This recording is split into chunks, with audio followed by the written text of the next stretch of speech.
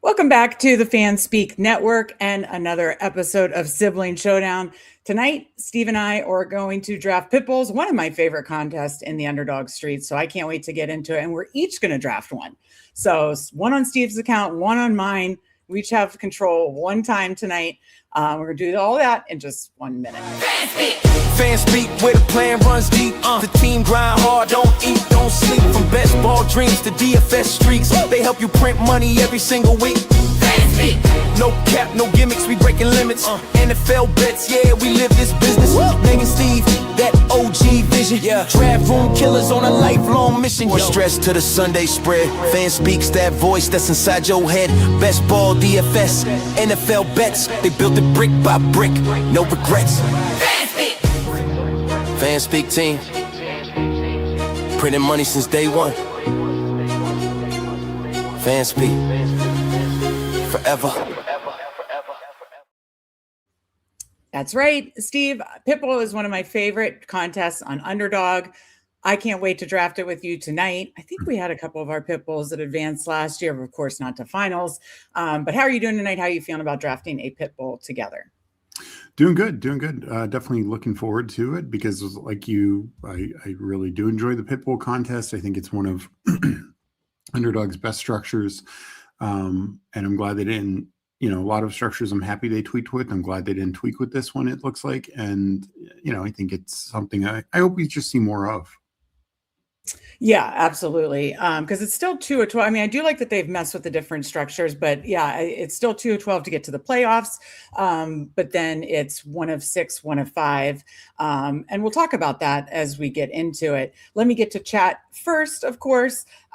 We've got surprise Meg hasn't replaced Steve's pick with Rogers. That's true. I could do that at any moment. I use as many Steelers photos as possible. We got our guy Who Hames in here. Of course, we got our guy Mike in here. Our guy Aiden, we got Pepper Tony, Brett Nichols, Bukowski. Yes, I just saw that. Bukowski in here. Good to see everybody in here. How tragic was that? I guess it was like the going so fast, like the G-force or something. Something like that, yeah.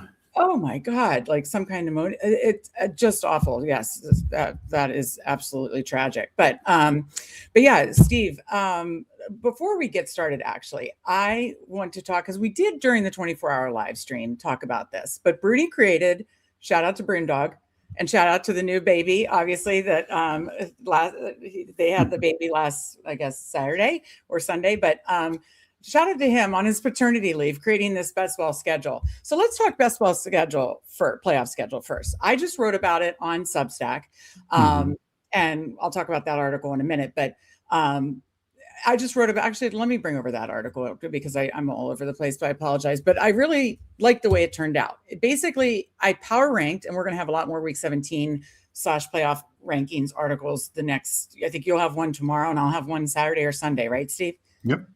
Okay. So I wrote basically power ranked my favorite week 17 games. And it was actually like a really fun experiment. At first I was like, I don't know if this, and again, it's subjective, right? It's my week 17, power rankings. But so first of all, a little housekeeping, of course, if you're coming in, whether live or replay, please be sure to hit that like button. Make sure you're subscribed to Fanspeak Network. We're very excited. We're over 1,000 subs, but on to 2K and on to growing this Substack that you see. So the Substack is, of course, you can get a free subscription, but you won't have access to much. The meat of it for just $10 a month or $34.99 a year is at least 3 articles a week, rankings for every single best ball format. And it doesn't stop. In season, we're sending NFL bets, UD rankings, DFS articles. You get something from us all the time, and it's good stuff. It's usable stuff, actionable stuff. Just $34.99 a month. Excuse me. Cut that. $34.99 a year or $10.99. Nope, $10 a month. Killing that. $34.99 a year, $10 a month. Got that out. Substack, link in the description. But the best part is, and I want to get to that now, is the best ball draft guide. Bruni, Mike Robb helped us behind the scenes, make this come to life. And what it is what you see on screen. We've got articles, draft strategies, advanced stats for all the players, team pages for all 32 teams, but player pages for all draftable players that have advanced stats coming from Player Profiler, spike week charts, And those are my favorite, honestly, because it really shows, how usable a player can be. And this is over 400 pages of all these strategy articles, team pages, player pages.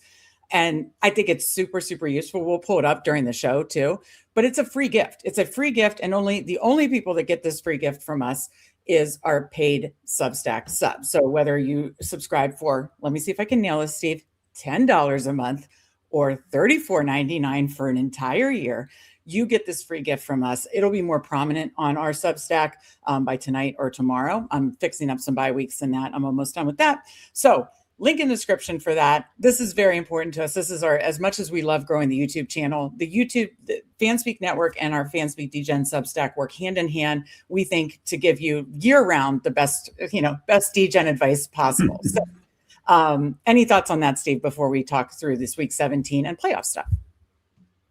Yeah, no, we talked about a lot on the 24-hour live stream, but yeah, the guide that Mike and Bruni really helped us with I think it turned out incredible. And also, and I think we talked about when Mike was on, like, this is just the beginning. Like, this is something we do and grow. And it's also a living document. Like, we will add, just our different articles and things like that. So I did want to shout out the chat here, Huhaim, saying he showed a little bit of it on his stream and somebody said they were buying it tomorrow. So thank you. Thank you, Huhaim. Absolutely. Yeah, we want to, we hope other streamers do share it like Huhaim did. Thank you so much, Huhaim. A big appreciation to that and shout out to that. But here were my week 17 power rankings, and then we'll get to the playoff schedule. And then we are drafting. We're not going to talk, even though I feel like that is what I'm doing now and rambling too much. We are going to talk playoff schedule, talks week 17 for like 5 or 10 minutes. And then I promise you, we're getting in not one, but 2 Pitbull drafts. So my week 17 power rankings, tell me where you agree or disagree. I'll run through it. Number 1, Ravens, Bengals. I think that's obvious. The highest total on the board, 51.5. Number 2, Giants, Cowboys. I believe it is the second highest total on the board, and indoors in Dallas. Number 3, Rams, Bucks. Number 4, this one surprised me. Also projected total of 49.5, but Lions, Bears, 2 fun offenses, certainly in Chicago, not great, but Saints, Falcons is my number 5, of course, indoors, not defenses that, scare me. So like that. Eagles, 49ers comes in at number 6 for me, 45.5 in California. Chiefs, Chargers, 45.5, potential for a shootout, dome indoors at the Chargers. Commanders, Jacksonville comes in at number 8 for me in Florida, which is nice. Projected total of 48.5. I'm skeptical of that because I'm a cynical Washington fan and I'm a little think that Washington could be fragile. I certainly like the Jacksonville side.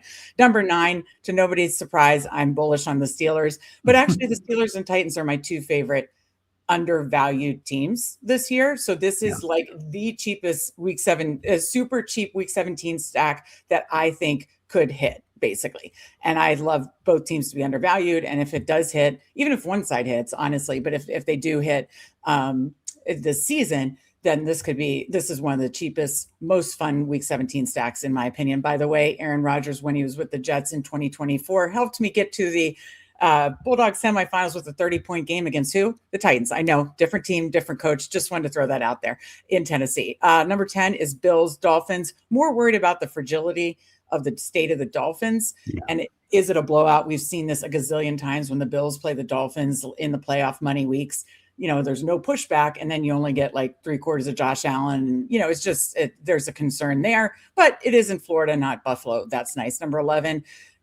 2 of the best tight ends, Raiders, Cardinals. Also, you have absolutely no idea who's going to be quarterbacking either team, but it is a dome game. 12, Colts, Browns. These are the games I don't like. 12, because we're in the, 12 through 16. 12, Colts, Browns. I still like the Colts side. 13, Vikings, Jets. I mean, the Jets could be a disaster. So that is yuck. It has the lowest total on the board, by the way, 40.5. 14, these games are because the defense is here. 14, Broncos at Patriots. 15, Texans at Packers. 16, Seahawks at Panthers. 2 of those games in New England and Green Bay could be, some scary weather. But all of them have some defenses that I'm scared about. So where do you agree with me? Where do you disagree with me? So I think the Broncos Patriots, I would move up because I just think it has way too much. Yes, they're good defenses, but I just want to take what we saw in the playoffs, because what we saw in the playoffs was, of course, Bo Nix out and Jared Stidham in, and then the weather at halftime just turned into an insane storm. So to me, and yes, weather could obviously be a factor outdoors for this week as well, but it's just in general, I think those offenses are two of the top 10 offenses in the league, and even if they have two of the top 10 defenses in the league, a lot of times I'm going to take the offensive side of that. And yes, it's a little riskier, but we saw, week 15 last year, Rams versus Seahawks, two very good defenses and it went to overtime, but it went to an absolute shootout, the Puka 40-point game, or was that week 16, whatever game it was. This is a week 16, I believe. Yeah. So it's just like, my point is like good to great offenses can generally overcome good to great defenses. Sure. So it's not gonna worry me near as much. Like, I would much rather be investing in that game than even like Bills Dolphins. I love the Bills offense, but that game could be over at halftime. Yeah. Yeah. Any other spots before we get back to chat that you agree or disagree with me on? I think basically Bills Dolphins, I'd move down just from that fragility risk, like you said, and because those were, while you're thinking, those were the factors, and I have them up here. A couple interesting notes: 6 games in week 17 are divisional matchups, 4 games in domes or indoors, 4 games in Florida or California, and 5 games have look-ahead totals of 48.5 or total or higher, which obviously they're look-ahead totals. And what I considered was game totals, potential back and forth. So you want it to be, as Dean on Roto Grinders would always say, says on shows, you want it to be high and tight. You want it to be close and a high back and forth shootout. So the game totals, the potential for a back and forth shootout, easy versus difficult defensive matchups, which I know that can change with injuries, game environment, indoors, weather, and then the fragility of the team. So any other thoughts on these any other changes? I mean, a tweak here or there, but overall, I think the one is just a game that has 2 great offenses, because it's honestly very similar to like Chiefs Chargers, like 2 great offenses. Yes, their defenses could both be great, but I'm going to rely on the offensive side. Yeah. Got Fancy Dog in here, got DJ Quill in here, got Steve McDevitt in here. Good evening, Chops Drafting. My last puppy, and happy to be here. That's awesome, Steve. Happy to have you here. We got, of course, Candyman. By the way, check out his new podcast. Go to, of course, wherever you get your podcasts.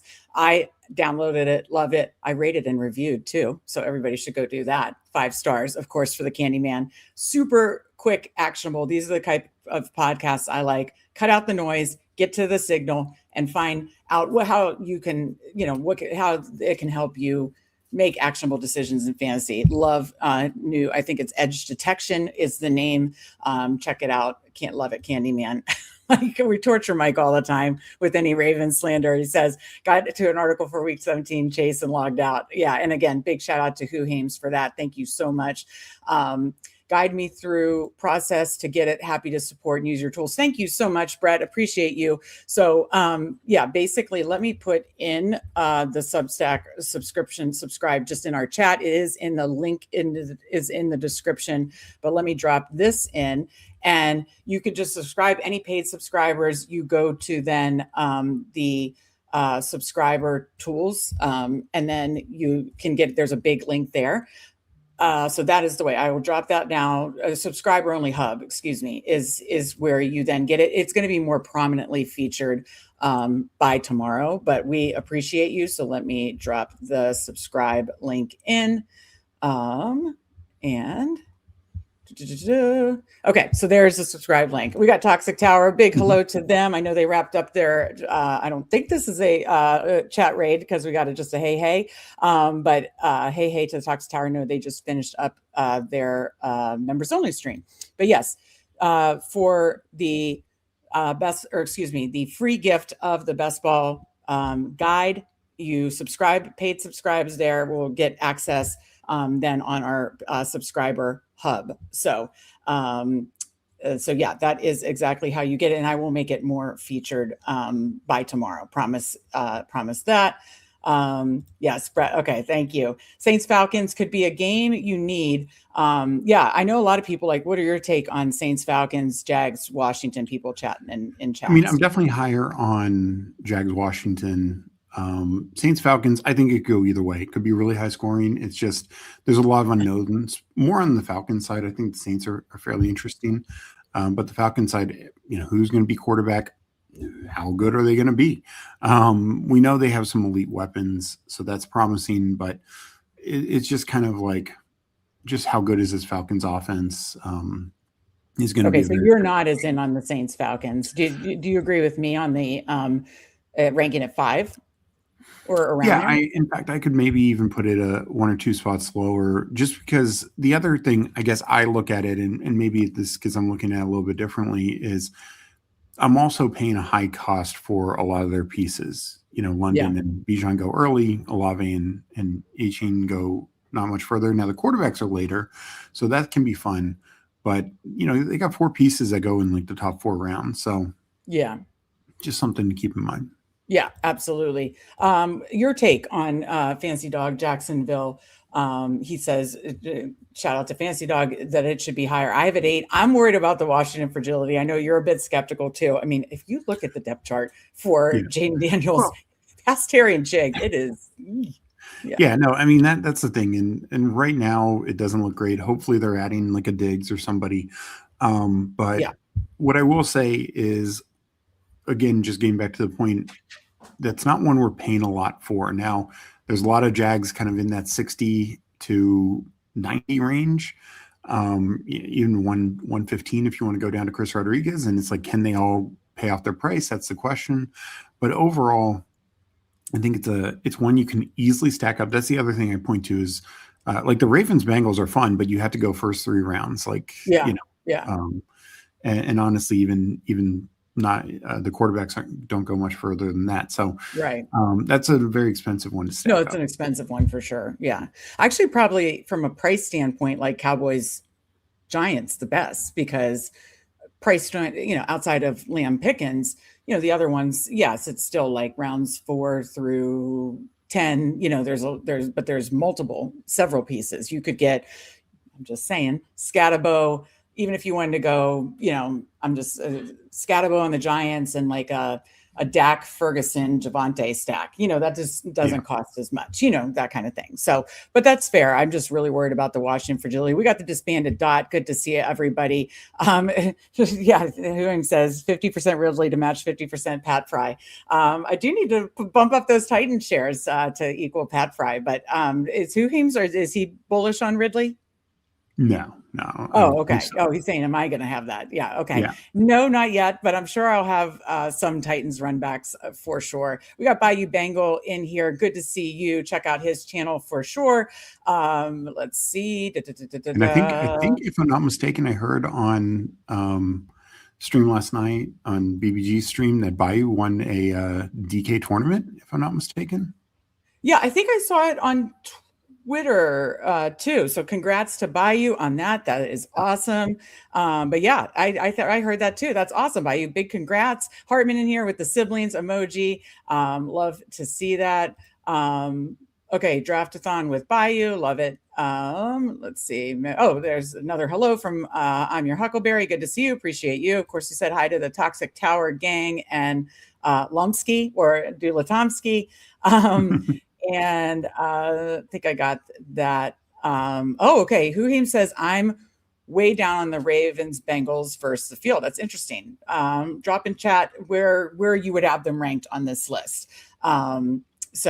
I think I caught up most of his hellos with each other, which love to see. I know our guy Cooler said that it's Frenchy Eve, which it is Frenchy Eve. We got Nice and Blunt in here. What's up, Nice and Blunt? Good to see you. And yeah, Mac Nova in here using the old snipe. Fanspeak members, of course, if you want to become a Fanspeak member, click the join button, just $3.99 a month. Emojis like Mac Nova, 2 extra shows per week on Sundays, and team reviews for any drafts that we're in together, which we will be getting to that shortly, I promise you. And there's more. And Mike is tracking all of the Fanspeak live drafts. So you draft with us, Mike is tracking, and we'll have a contest for that, which is absolutely awesome. Good to see you, No Cap Mac. And good to see, I thought I missed somebody else, but anyways, yes, good to see everybody in here. It is time to, now that we talked about week 17, let's go back to the playoff schedule, Steve. Bruni, shout out to Brune Dog for putting this together. Playoff schedule. So, just looking at the whole picture, my favorite is, shocker, I'm a Washington fan, or, fading Washington fan that loves the Dallas Cowboys in fantasy, but damn, do they have a good best ball schedule. But indoors, every single game, at Rams, home against Jacksonville, home against Giants. Think there could be high totals pushback every single game. Cowboys are my favorite playoff schedule. I have some other ones I like, but they're my favorite by far. Are they your favorite? And what other ones do you want to shout out? Yeah, I mean, I think they are, to me, the favorite for every. We already know it's a great offense, like you said, dome or floor. No, it's actually dome every week, but yeah, they face at least two great offenses, and even the Giants. Like, I think that could be really good. Yeah, they got Scatterboo. Another one that I like is honestly Denver at Raiders. So dome. Buffalo at New England. So the weather could be a factor there, but those are two great offenses. Again, I'm not so worried about the defensive side. Like the Bills, Patriots, and Broncos all could have top 10 defenses, and I'm just not going to worry about it. I'd rather the high scoring shootouts. And then the final one that I just want to mention is the Rams. Yes, they have Seattle in the middle there, but Dallas and at Tampa. I think Seattle's defense takes a step back. They lost essentially their secondary. They lost Maffa. Still going to be good, but maybe not as elite as it was. And the Rams can just be rolling. We saw it, like I mentioned earlier. We saw it last year. So that would be the other one that I really point to. I guess if I throw in one more, it would be the 49ers. Everyone could be a high-scoring game. I was just going to say. Everyone could be a good defense, but everyone could be a high-scoring game. And I was going to say the exact same thing. I swear to God, no lie. Only the Chiefs have any weather potential. Yeah, shout out, wiped up, mic'd up. I need to start watching more, see how George Kittle and the crew is doing. But no, I was just going to say the exact same thing. There was one other one. Well, I do think, I know you didn't love the Falcons Saints as much, but a lot of people have pointed to the Saints schedule, and I do think that their schedule overall at Tampa Bay, home indoors against Arizona and at Atlanta, I like that a good bit as well. Bengals, I mean, I at least like that the 16 and 17 could have potentially just a back and forth environment, and then 16 at Indy indoors, 17 obviously outside Cincinnati, home versus Baltimore. But I kind of like that as well. So those were my other ones. I was going to mention 49ers, and I wanted to shout out that Cincinnati and New Orleans were two other ones. So what team do you think you have the most exposure to, if you could guess right now? Like, if Steelers is mine, but I do of like pricey offenses, Bengals is probably the one. Sorry, Mike, I love you, but I just do have, I've paid up a good bit for either the Burrow stack, whether it's coming from stacked with Chase or Higgins, and then a lot of Chase Brown, either with or without. So probably Bengals, two AFC North teams. Bengals is my high price stack. Steelers is my cheap stack that I have. What teams right now, and still early, obviously, as far as our portfolio, do you probably have the most too?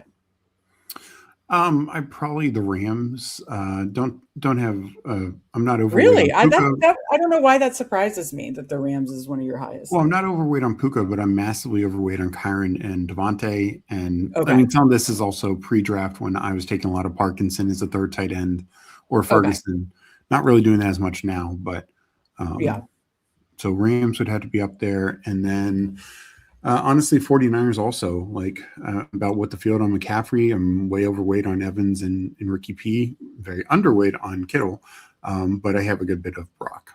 Still time to fix that throughout the draft season.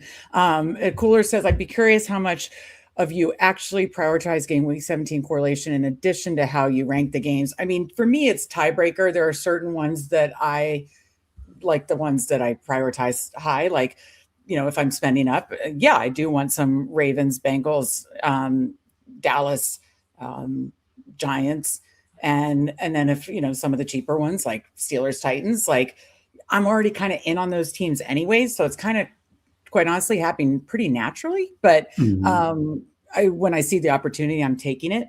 But you and I overall are not like forcing, oh, I'm going to take like a fourth receiver. I mean, I remember a couple years ago, which game was it with the Chiefs, and people were taking like fifth receivers of the Chiefs and stuff like that. Like, we're not doing that, but we're, I think, using it as a tiebreaker. Anything else to say to that, Steve?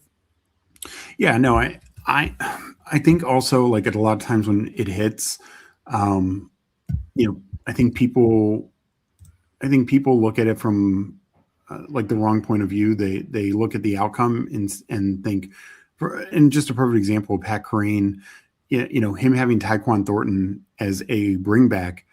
Tyquan Thornton was like wide receiver 20 something that week. Like, you could find any number of wide receivers who did what he did or better. And so it was just, yes, the reason he took him, I guess, was that, but Thornton did nothing else for the rest of the season. So it almost actually cost Pat Green.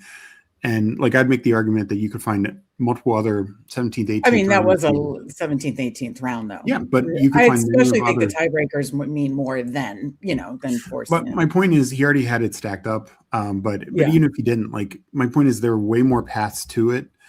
And, sure, were there failures down there as well, but I just think sometimes people look at the outcome and look at it wrong. Like, that to me is not like a good correlation is when it, a couple years ago, T. Higgins and Marvin Mims, like, both had great games in week 17. That's a great correlation. They're both like top 10. T. Higgins was wide receiver 1. Awesome. Mims was like wide receiver 8 or 9 that week. So that is a great example of correlation. My point is, like, a guy who just barely hits your lineup and 15 other guys could have hit it is not a great example. Yeah. But yeah, to finalize that, like, I think Steve and I definitely believe in week 17 correlation, but we don't force it. And we just certainly don't force it in spots where, it could be like a, fifth receiver or something like that.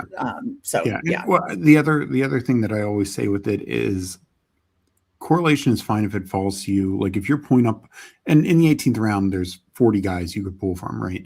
But if you're pulling up a guy who goes in round 15 to round 13 to ensure that you get your week 17 stack, that's probably not worth it, because the opportunity cost now comes into play far greater. Yeah, I think you always ask the opportunity cost. And yeah, I'd say, to summarize, for me, it's always a tiebreaker, but there are certain games, again, this year, probably Bengals, the Bengals, Ravens, the Dallas Cowboys. I do like Falcons, Bucks Falcons, Saints for the price. And of course, Steelers, Titans for the price. There are certain games that I will just naturally have more of, or naturally, the tiebreaker will certainly, I'll use that tiebreaker, but honestly, I'm liking those teams anyways. Nice one says Vikings feels elite. Yeah, I need to go back to, what was the Vikings schedule? Vikings are, so home against Detroit, home against Washington, at Jets. Yeah, I don't love the week 17 game. I feel like that's one where it could be donezo by halftime, but week 15 and 16 do seem fun, both indoors, of course, too. So I agree with you there. Brett says the NFC South, so those combinations, think that makes sense. Good point by Fantasy Dog. 55 are watching, only 21 likes. Of course, this was a couple minutes ago, but please hit that like button. But great reminder from Fantasy Dog. Thank you for reminding of people of that. Mr. Mister says, give me Tampa Bay and all domes, not expensive. Yeah, I knew, I agreed with the comment of like NFC South. I kind of talked about the Saints and then that Saints Falcons game, but yeah, Tampa Bay. And of course I have the comment in the way, my bad. Tampa Bay, give me a minute. Hang with me here. Tampa Bay is okay. Now that the StreamYard thing's covering it, can you see it, Steve? I don't have it memorized. Tampa Bay. Sorry.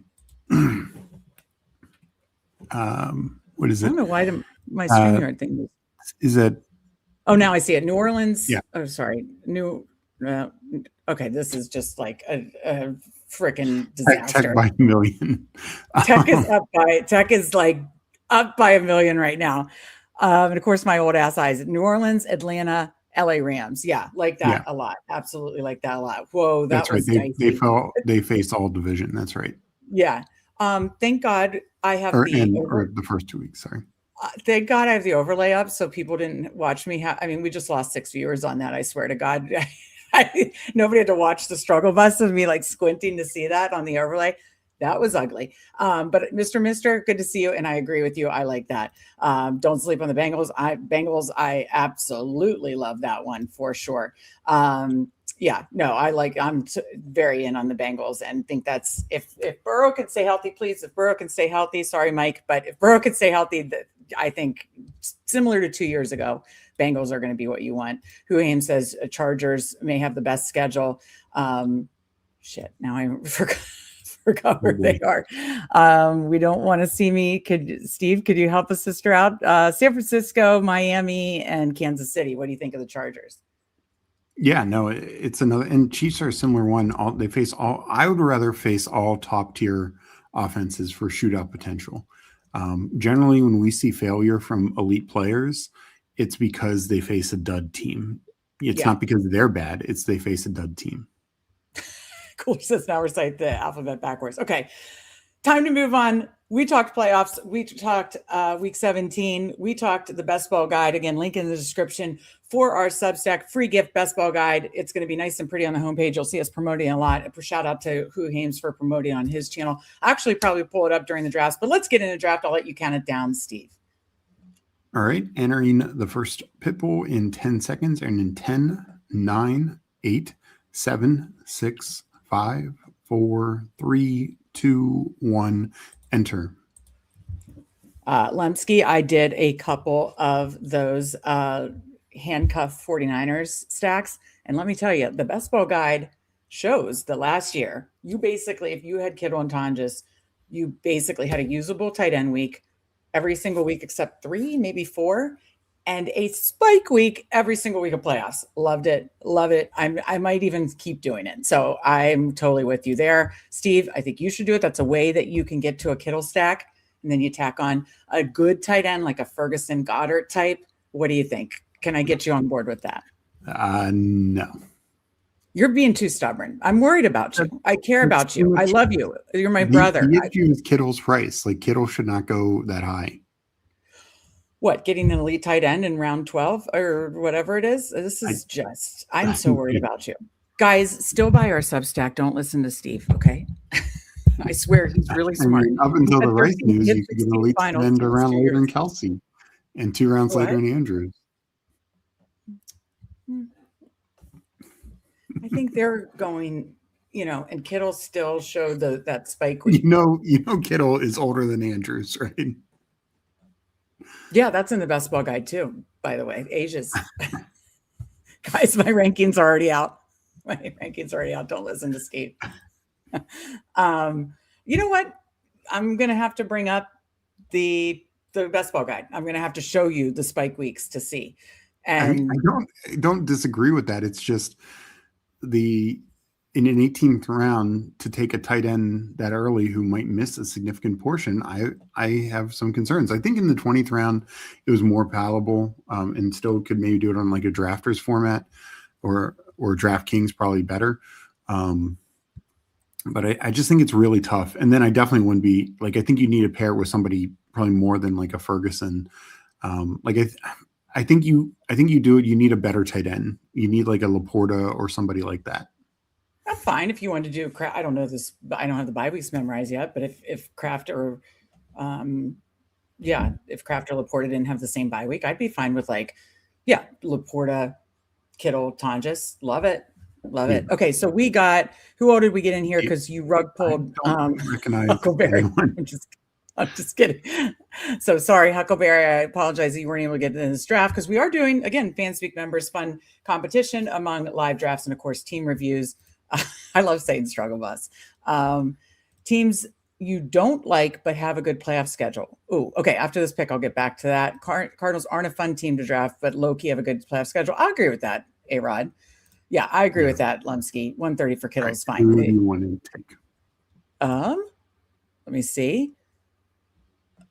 Genty. I'm really getting more and more in on Genty. Oh, is it because Steve. What? Go ahead. I was going to say, is it because the Raiders schedule release video? You're now a Raiders fan. Oh my God. Top schedule release video by far. I know we talked about that during the 24-hour live stream. Absolutely loved it. You know what else I learned today by putting in the bye weeks and finalizing things on the best ball guide, so that we can really start promoting that more? HM had a usable week every week. I've been down on HM. The fragility of the Dolphins was last year, is still am this year. He had a usable week every single week. That's bananas. Well, what that also points to is Amari Hampton, because Mike McDaniel, I think, was a big part of that. Oh, okay. I was like, wait. And then I got there. Yeah. Yeah. I was going to say, do you know what we should do in this draft? We should like a little Jesus take the wheel. Meg takes the wheel for you and you take the wheel more for me so we can help each other's exposures. But yes, I do like a Hampton if you want to do that. Yeah, let's go Hampton. Do you want to do that, Steve, so I can help you get exposure to some people that you need? No, in like a really good contest? Fine. Then I won't let you control mine then. Okay. I never expected to have control of yours. Oh, I know. Oh, well, I know that. But do you see the benefit that we could have this Pitbull team together. This will be a little heavily Meg influence. And then I could say, I have a Pitbull together with Steve and it's heavily Steve influence. So then I could get Kelsey, you could get Kittle, and all's right in the world. Yeah. You don't see that? Yeah. No, I see it. Steve, I'm trying to pick a fight with you. I saw how good Toxic Towers numbers were, and I'm trying to pick a fight with you. I want to start beef. Just kidding. You are wrong on the Kittle price, and Lumsky and I are correct. 18 rounds is bad. Okay, who Ames is on your team? Steve, the rug pull shout. I think the thing with Kittle and Andrews, Andrews last year was objectively bad, but also, the Lamar thing, everyone wants to give, Flowers first 13 weeks based on Lamar's injury, but, that should also be mentioned for Andrews as well. And yes, Mike, I did find a way to bring Zay Flowers into the conversation. You really did. But Andrews and Kittle have just been two top 10 tight ends and usually top 6 tight ends in points per game, basically their entire careers. So why are we why are we more down on the one who isn't coming off the major injury? That's the question that I have. Well, I'm going to go to the best ball guide. I'm trying to figure out, I don't know. And Declan Doyle coming from an offense that definitely features the tight end, Ben Johnson. We've seen what he did with Laporta. We've seen what Ben Johnson did with Colson Loveland. Guess who could be the beneficiary there? That could be Mr. Mark Andrews. I do need Mark Andrews and even a little Kelsey. I'm with you. I just think you need to be more open to you were getting potential spike week guy with Kittle. I'm just saying, I understand last year you can't compare 1-for-1 Kittle versus Andrews in the spike weeks because the Lamar injury, but actually both had quarterbacks out. It's just 49ers had a better backup quarterback. So their backup quarterbacks probably played similar amount of games, right? Am I right on that? Yeah. It was probably 7 to 8, but yeah. But obviously the 49ers had a much better backup quarterback situation. Yeah. So, okay, I understand that that's not 1-for-1, but I don't know, Steve. I'm just worried about you. I mean, we know that Kittle can smash in the playoff weeks, and I just think you need to get a little more on board, but we won't belabor that. Bowers, Kittle. Oh, I think that's totally fine. Yeah, I mean, I think that's a situation where you're saying I've got Bowers and then I'm tacking on Kittle, and I've got essentially 2 elite tight ends, which I don't ever draft. I don't know if I've ever done a bully tight end situation. So I think that's fine. We got JB in here. What is up? You on board, Steve? No.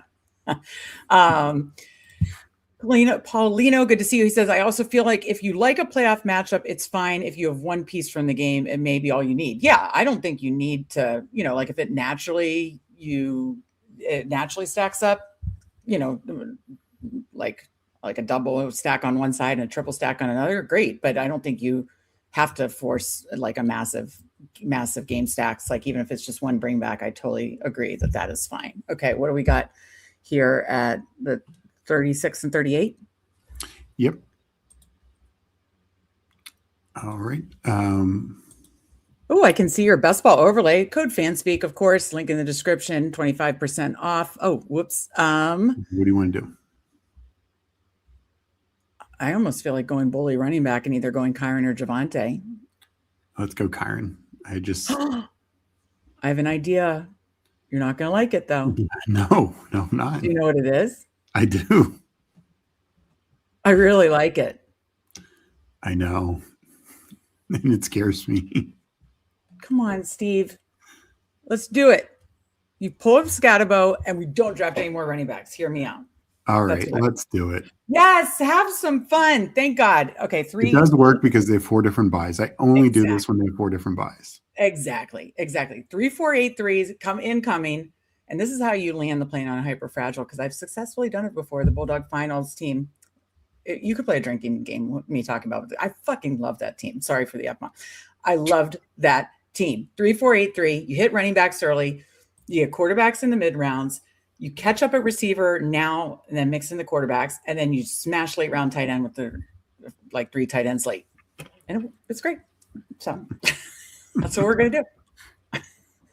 And I totally think it works in this, economic structure of best ball prices. Like, you go ahead and pay up for the running backs. You hit that quarterback window, at least 2 there. Where you can get a good third. I do, at least. Have all draft season. I'll take another, do a pop a wheelie on my victory laps on Aaron Rodgers, price at least. And then it still allows you to catch up at receiver while still getting 8. And then, tight ends really don't matter that much, even though I'm fighting with you about Kittle. Literally arguing for a guy who may not play the first half of the year. Who cares? You're talking about the Kittle for the week 14. You're talking about Kittle for back half of the season and playoffs, and somebody just said it, and I need to find it, about your Fred Nichols. Thank you. Yeah. Thank you. Yeah, no, I mean the Bowers Kittle that's maybe the fun one, because the other thing is, even if Kittle totally duds, and Bowers takes a 0, he's probably getting you so many points he still could be tight end 1. You know what I mean? You could still end up with the top tight end score, or top 3 for sure, with just Bowers all year. It's good. Handcuffing tight end room is dividing families this offseason. I am so into the handcuffing tight end and running backs this year. I'm in. We'll see if it works. I'll get back to you January, whatever. How weird, by the way. Can we talk about this? And then I want to say hi to our guy W4 Omega coming in the chat. Come on, baby, turn the lights off. Is this my burner? Watch out, Steve May working on something. No, this is an account. Why do you think she hasn't already pulled me off for site credits? I'll tell you what, I would sell you out for site credits just for the numbies that they're doing, the numbers Toxic Tower. I would shout out to them. Congrats, that's awesome. But I would definitely sell you out for site credits for the numbers they're doing. What was I just talking about? Shit. I was going to say something good. Oh, what do you think that, and Who Games talked about this, I think, during the 24-hour live stream in chat. Week 17 is on Christmas, thank God. That was painful the last 2 years. I did not like the whole week 17 right around Christmas. I like that week 16, which, by the way, is still very, very, very stressful, is like the Christmas week. And then we know, the week 17 is January 2nd through 4th or something like that? Something like that, yeah. What do you think about that, Steve? I'm trying to make a good conversation here. I think it's great. Okay. No, I haven't really put that much good thought, Steve. Good thought. I haven't put any thought into it. Good Lord. Scattaboo moving up the board. Thoughts. Love it. Should have been good. Coach speak through Jackson Dart. They had the New York Giants town hall. I basically watched every clip I possibly could. So now Twitter's feeding more and YouTube's feeding it to me more like an addict. And I'm out of control. I think he should. I can't wait to bring over the best ball guide here shortly and show you the spike weeks, the usable weeks. Okay, we got to focus on receiver here. And where do you want to go? This is ADP. Yep. I mean, we could go Christian Watson to start if you want. I'll let you choose ultimately, but I don't mind that. We're throwing 8 at this bad boy. I'm leaning Carnell Tate. Why? Kohler's called me out for that. He could have 140 to 150 targets fairly easily. All right. Yeah, we do need to wait on quarterback a little. So let's get a second one. I don't mind pulling up. Like, I don't really love these. I would pull up DK Metcalf, but no. You're going to take someone from the worst offense on Marvin Harrison. Let's go Brian Thomas. Let's hope. Ooh. By the way, you know who was on the Bulldog team? Brian Thomas Jr. Okay, catching. Carnell Tate, like Christian Watson's fun. He obviously had a good year coming back. Still could. Plenty of injury history, of course, but Carnell Tate, I think, can just step into probably a minimum 130 targets, but I think 140, 150 are very likely. We saw what Neighbors did as a rookie in Brian Dable's offense. We've seen what Wandale has done in Brian Dable offense. Like, there are going to be targets to go around. They did not spend the 4th overall pick to just let him, get 4 targets a game. Love this fancy dog. Up to 32 likes. Let's give it to the Sibling superpower team. Appreciate you, Tim. Good point. Watson is the definition of a spike week. Same with Coker. I mean, especially when we're mixing in 8 receivers here, I'm totally fine. I did like that, but you sold me on that. So fancy dog says, hard to imagine Steve as a beta in a fight. The funny thing is we're joking about, I've been joking about since, the Toxic Tower, spike or site credits stuff and that, which again, BBG's rant is very real. I keep joking with you that I'm going to pick a fight with you and to try to get numbers. We don't have to work hard. I mean, there's plenty, we get along so well. Steve is literally one of my best friends, truly. But obviously being siblings, there's been tons of fights in our day. And there's been tons of times where, both sides have had the upper hand. But is there any particular fight you'd like to talk about in our past, Steve? No. Some of the early days of Fanspeak, we had some humdingers, I'd say. Because, when it's stressful starting a business, I remember one time, hold on, I'm laughing out loud. I remember one time, do you remember in Arlington, the one time I think I kicked a chair at you? Yeah, I do. I think it's hilarious looking back. I think I literally got so mad I kicked a rolling office chair at you. I think it's hysterical now because look at us now. Look at us now. We could laugh at it now. We're okay. But no, I love you. But yeah, we've normal sibling fights, I'd say overall. But being business partners definitely at the very beginning, especially, did lead to some brutal ones. Genty Hampton was a start I aimed for, since I think both can be top 5 RBs. Absolutely agree, Omega. I'm super pumped about that double. Oh my God, it's a triple sophomore one, Steve. How fun is that? Oh my God, I love it. Okay, now draft Kittle and Tonja's next. I know. Let's keep rolling here. Let's keep rolling. Big Best Ball is going to drug test you both after this draft. I rarely drop an F-bomb, but I fucking love this Steve Vegas Meg. Do you think that's a Vegas Meg quote, Steve? Oh yeah. Yeah.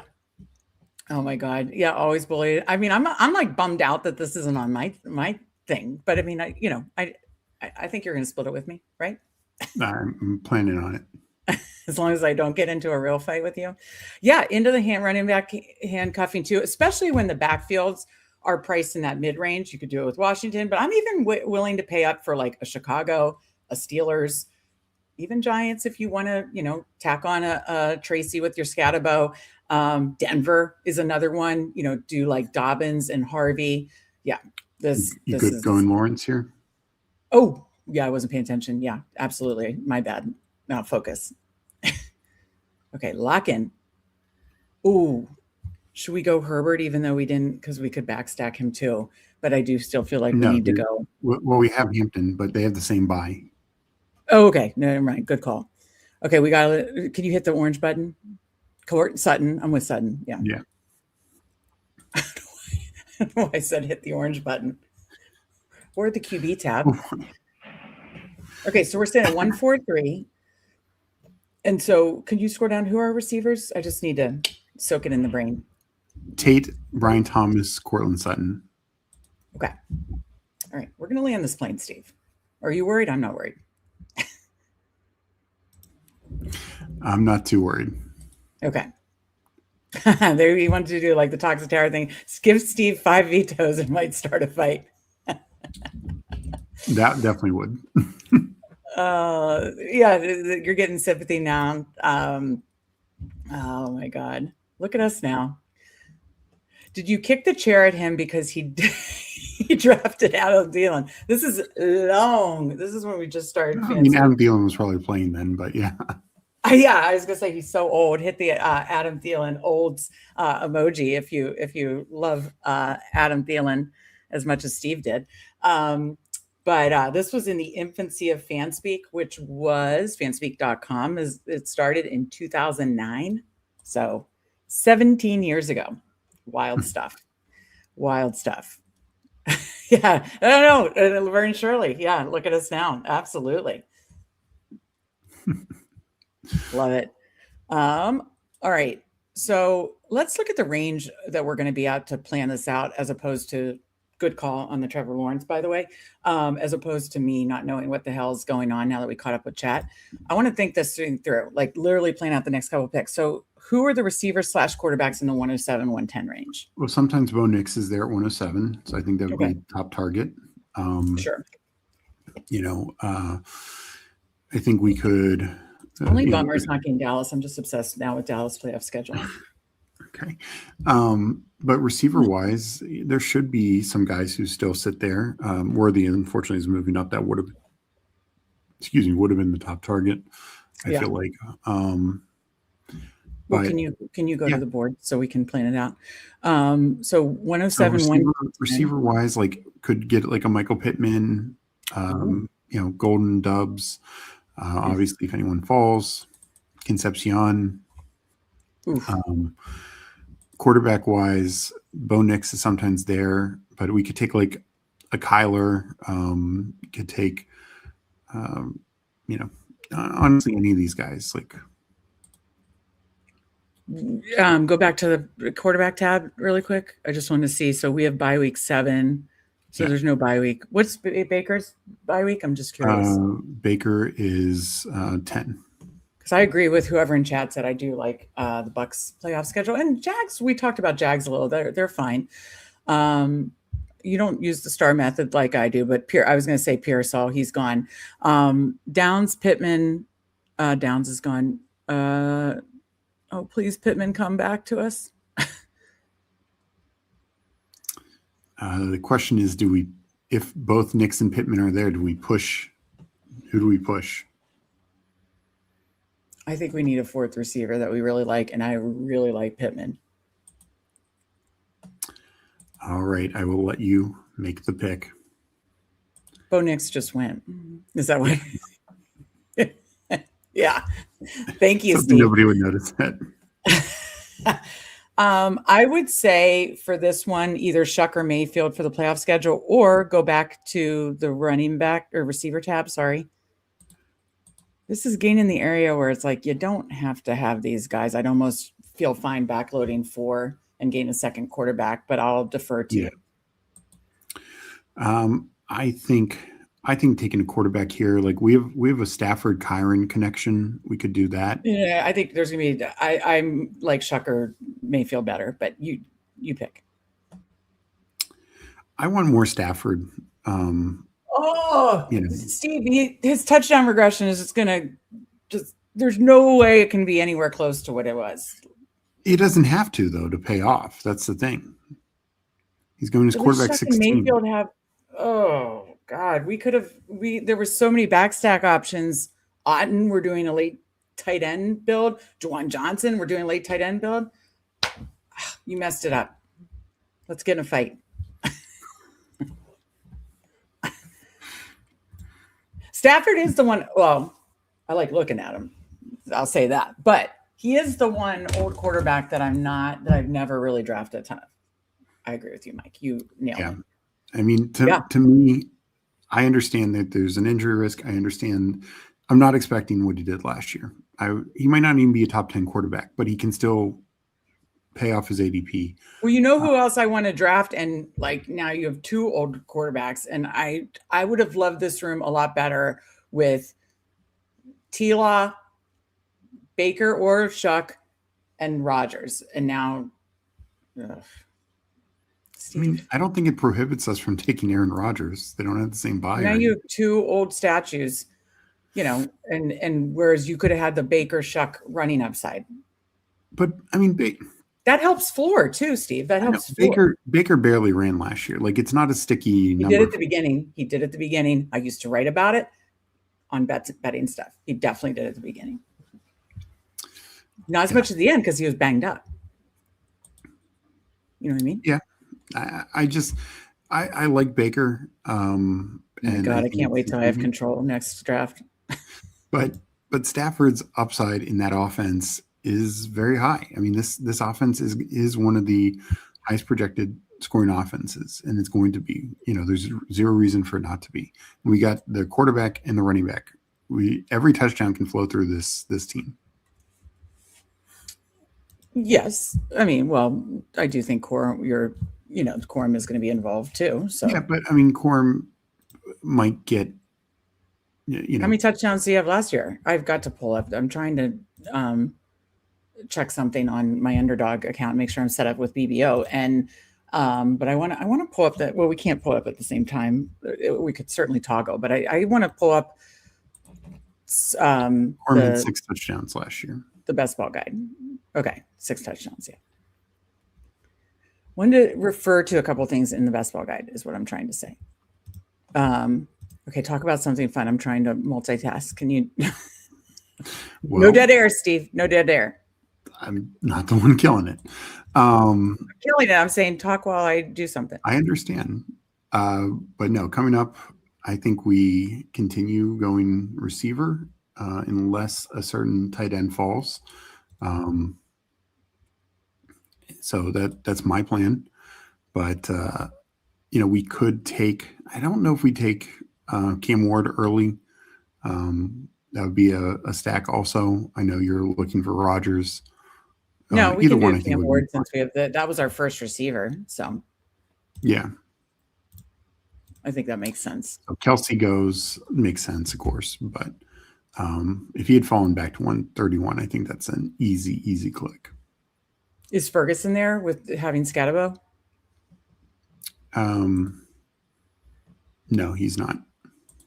Shit. Oh, yeah, he just went. It went Kelsey Ferguson. Yeah. And Andrews. We'll run here. Okay, so wait. What is Cam Ward's? Cam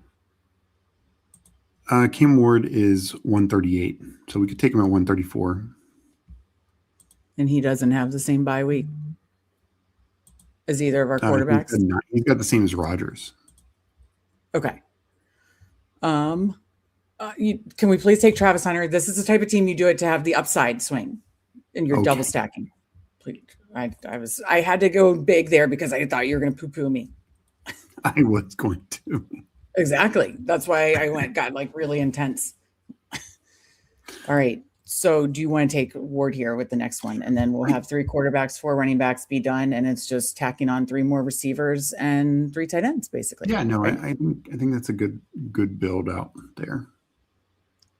If you had to do one Rams tight end, because we already have a double stack with Jacksonville. We have the single stack with Ward. We have Stafford and Kyron. I think that's great. But if you were to select one tight end, because I am kind of like, there are certain rooms, honestly, the Jacksonville receiver room is one of them, where I kind of get crippled by like, there's too many options and I don't know what to do. Now I feel that way with the Rams tight ends. How would you rank the Rams tight ends? I still give Parkinson. I think he gets the most snaps by far. I think he's also in basically every snap in the red zone. So just touchdown hunting is going to be the Colby Parkinson. I feel like, Ferguson and Claire, I think, are going to kind of split that next role or fight for it. And we'll see. I mean, they have very similar prospects, very similar draft capital. And then I think, Higbee and long and stuff, they're barely seeing the field if at all. So that would be the hope. I think Claire could be, I think he's a bit better of a blocker, but there's a upgrade from NFL to from college, and Ferguson maybe takes a step in that with the full season in the off-season program and all that kind of stuff. Yeah, Cooler says Claire seems like just a pure dynasty pick. Yeah, agree with that.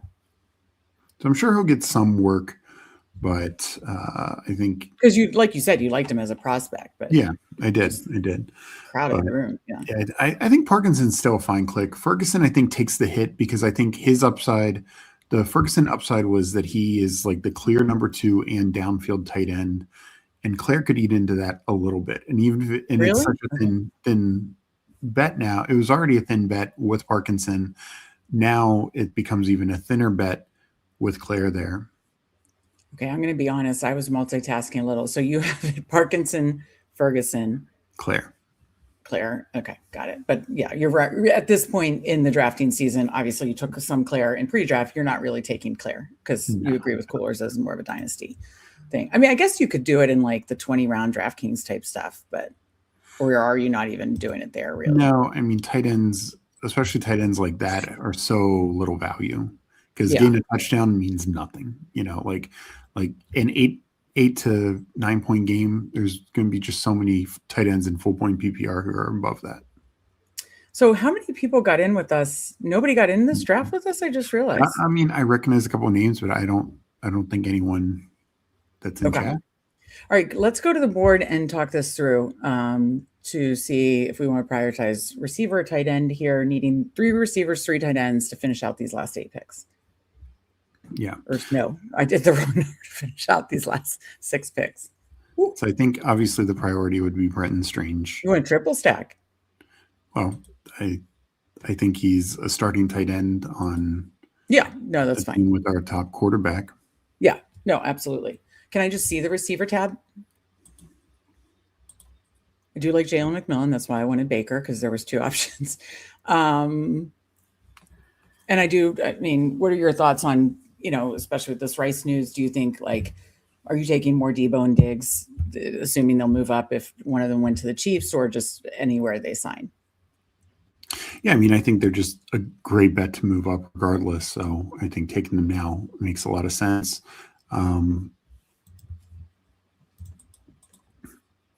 All right, you're taking. Yeah, I think we go Strange here, and that's fine. Yeah, and if Debo comes back, I think that's a great pick. Okay, let's focus then. So Debo, who else do you like? I don't mind Trey Tucker, honestly. What is his correlation with Titans? There was good coach speak today. Could you scroll down just a touch on the receivers? I don't mind. Wait, what number is Flournoy and Bernard? Oh, way later, right? Yeah, way later. Do you want to go Debo? Actually, your choice. I'm fine. Let's go Debo. I think just from a standpoint, I like Tucker a lot. I like Boston a lot, but I don't think these guys are really going to move up. Debo can move up 40 spots like that. Could you stay here really quick? Could you cue Calvin Ridley just for our next, just in case they come back? I just want to, me, I love the star method. Could scroll down a little? And Flournoy and Jeremy Bernard, because the Steelers play the Titans. We just talked about it at the top of the show. We already have a Steeler, though. What? We already have Pittman. You can have 2. You don't have to single stack it. I like Jeremy. Multiple week 9 receivers. How many week 9 receivers do we have? You're not good at showing me what we're working with here. I don't know what we're working with. Guys, I just need to have the control back. I just can't handle it. So we have Tate and Pittman. Okay. Yeah. I mean, I'll put them out here, but I just think there's, Yeah. I would definitely prefer Flournoy to get a piece of the Dallas offense. I mean, as you can see, best ball overlay code, Fanspeak, 25% off, brings it down to just 30 months. You're managing your portfolio. You can see Steve's exposures on the screen, but you also can then see the team correlations, as you can see it highlighted for us. And then, of course, the playoff bring back. So for Ryan Flournoy in this case has week 15 against the Rams since Steve drafted Stafford, because it's doing it with your quarterback, and week 16 versus the Jaguars. Still bitter about not taking Baker. I can't believe Baker is your guy. You're not turning on Baker. Baker helped you win $50,000. I'm not, but I want more Stafford. The Rams offense can be offense one, number one offense in this league. Like, why, like the Bucks can't. So that's where I'm at. They could. They really can't. Okay, show the board.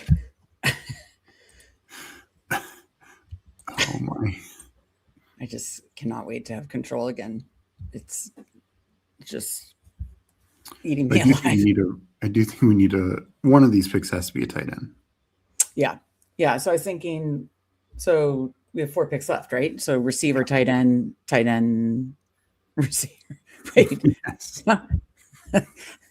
So receiver, tight end in both the next 2 groupings, essentially. Yeah, I mean, we could take 2 tight ends here and then take 2 receivers at the end. There's plenty more dart throws at receiver than there are tight end, Wait, what? No, I like the later tight ends better than the receivers. Are you kidding? There's no later tight ends after this. What are you talking about? Let's look at tight end ADPs. I mean, that will come back to us. Like Njoku and Freiermuth, we have to take them. Kate Otten has a higher ADP than both those guys. What? I don't know the numbers we're coming back to. This is because I can't control it. So can you tell? So what are our 2 numbers we're coming at now? Okay, so yeah, the 179 and 182. Oh, okay, and then we wouldn't be back till 203. So you're saying it's very unlikely. Yeah, it's probably unlikely now that Freiermuth or Otten comes back to us. Definitely not. We're Well, Freiermuth is what, in 192 now? Yeah, it's pretty unlikely. Yeah. I just really like Flournoy. I mean, I do too. I have 15, almost 16%, but I think we've really caught up at receiver. Can I see the receivers again really quick that we have? Tate, Thomas, Sutton, Pittman, Travis Hunter, and Debo. Yeah. I still would probably go Flournoy here, in my opinion. I think Otten is the play. You could do. I really think Flournoy. Okay, you're going to take Otten. All right. No, we'll do Flournoy. You can take Otten over Freiermuth. Look, I'll even say that because you got the week 17 bring back to that. And look at that. Look at us working together. Because, Steve, you could take one of those Rams tight ends. No, that is true. That is true. Now, did you have to hurt me by taking Freiermuth out of the queue? What if I would have been taken? We're not going to take him anymore. If this guy went double tight end and went Otten to Njoku, I would hope you would have taken Freiermuth. Well, he already had 3 tight ends, so I felt pretty good about him not doing that. Okay. See, now we go Rams tight end, receiver, boom. We got the run back to Scatabo. All's right in the world, Get ready to learn Mike Gesicki, Steve. Absolutely. Or Dulcich. I think that's fine. That is true. I'm so dramatic about that kind of stuff. You're right. That is spot on, Coolers. Absolutely spot on. So couldn't agree more. So Otten would have worked perfectly with Baker. You didn't let me take Baker. I know. I was trying to tell you. Yeah. No, I know. That's why all along I was like, you could so easily double stack this. One of the early picks, McMillan was on the board. We could have even gotten McMillan and Otten. Yeah. The McMillan thing is tough for me. I do wonder if he ends up getting dealt. They just have too many receivers right now. What? Why? Where does McMillan play? In 3 wide receiver sets. Where, though? They're saying Mbuka's going to be the Z. Godwin's going to be the slot. McMillan is not a natural X. And they're saying Ted Hurst is. So it's I just really worry. You think this rookie that they drafted in what round is he? 3rd or 4th? 3rd. You think he's going to run a a very high percentage of the snaps just because he's the. I think in 3 wide receiver sets he could. Okay. So, this is where, you and talking ball with Steve O'Speak is very good because you definitely know the X's and O's better than me. I'm pretty good at interpreting everything. What does McMillan play? More slot or Z? He is all three of them, Buka, Godwin, and McMillan, are kind of the same guy. They're best utilized in a slot Z /Z role. They can play either one. McMillan is probably at his best in the slot, and the tough thing is he's probably the third best receiver on his team in that role, because we know what Godwin can do, and I think Mbuka is probably better than him in that department as well. So I just don't know how he gets deployed. The coach speak, I mean, I still think the coach speak the other day, the offense coordinator talking about Mbuka being locked into the Z, that's the biggest sign to me. I don't know if I fully believe that Hurst really okay. And they were very high on Hurst as the X. I think he still has to earn it. And right now his competition is like 5'3" Tez Johnson. But I like that spunky little guy.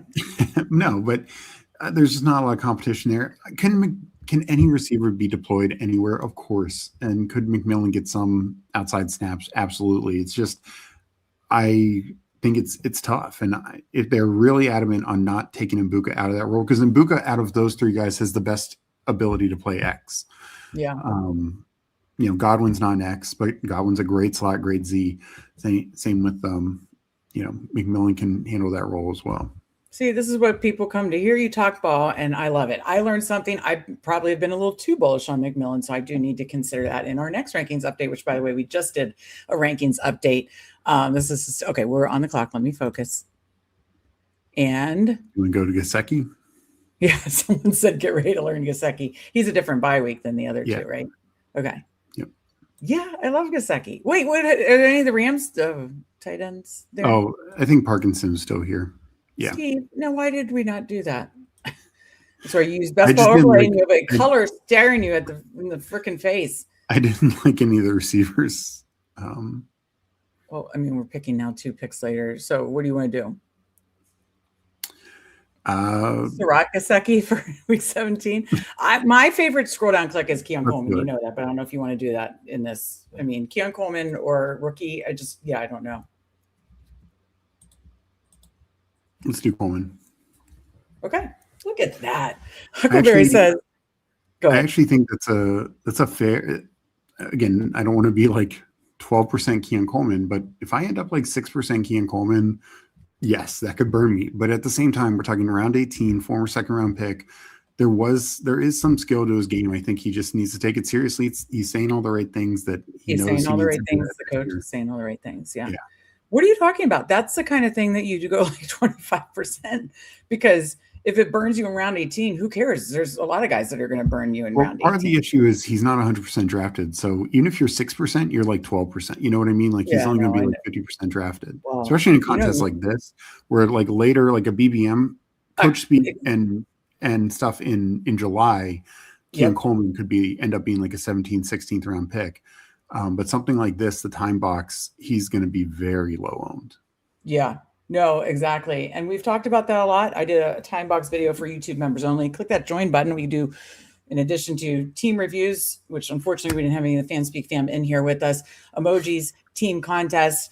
We do 2 extra shows a week. And I think we talked about that already, but we'll keep talking about it all summer in articles and shows in YouTube member shows, that we love these time box tournaments, and making a stand like that in the 18th round that's low owned can be very powerful. I had a really good advance rate with Sam Darnold teams in teams I drafted in June that year when he started.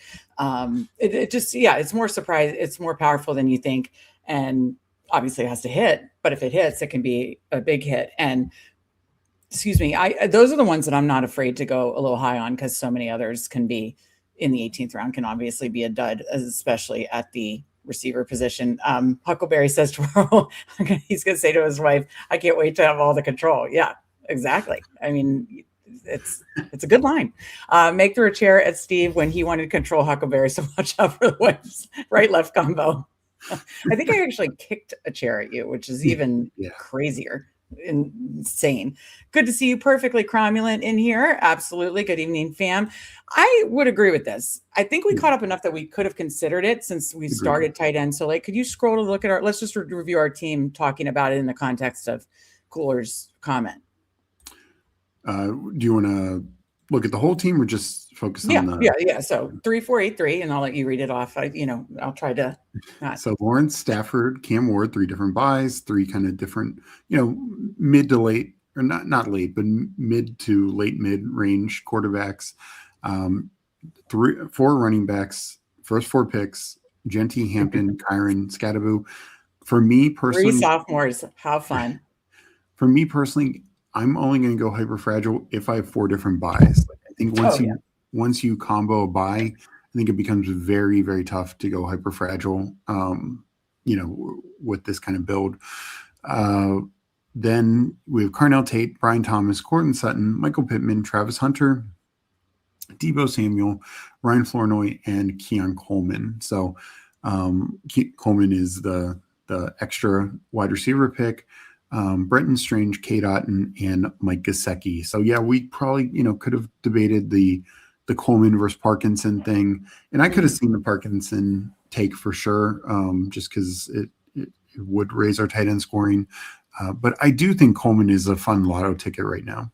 Yeah, no, I think especially in time box tournaments, he is a fun lotto ticket.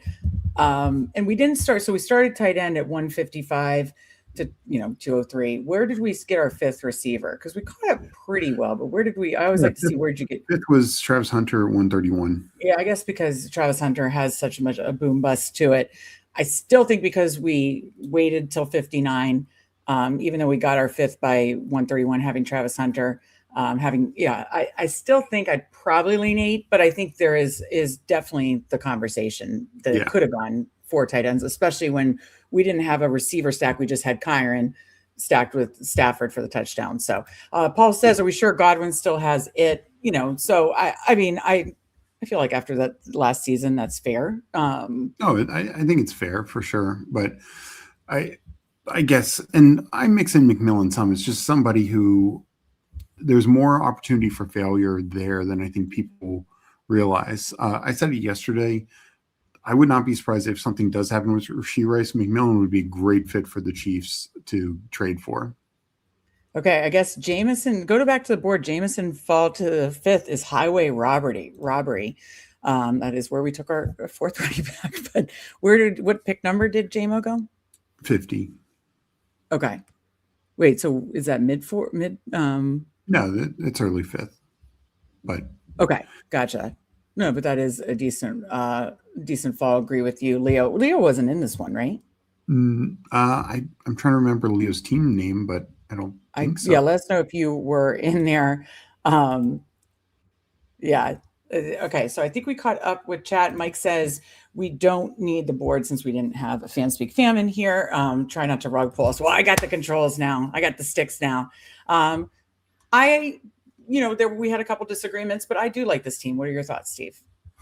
Like it, love it, hate it. I think for a hyper fragile team, we are relying on those 4 backs to not only carry our running back scoring, but also to carry the flex.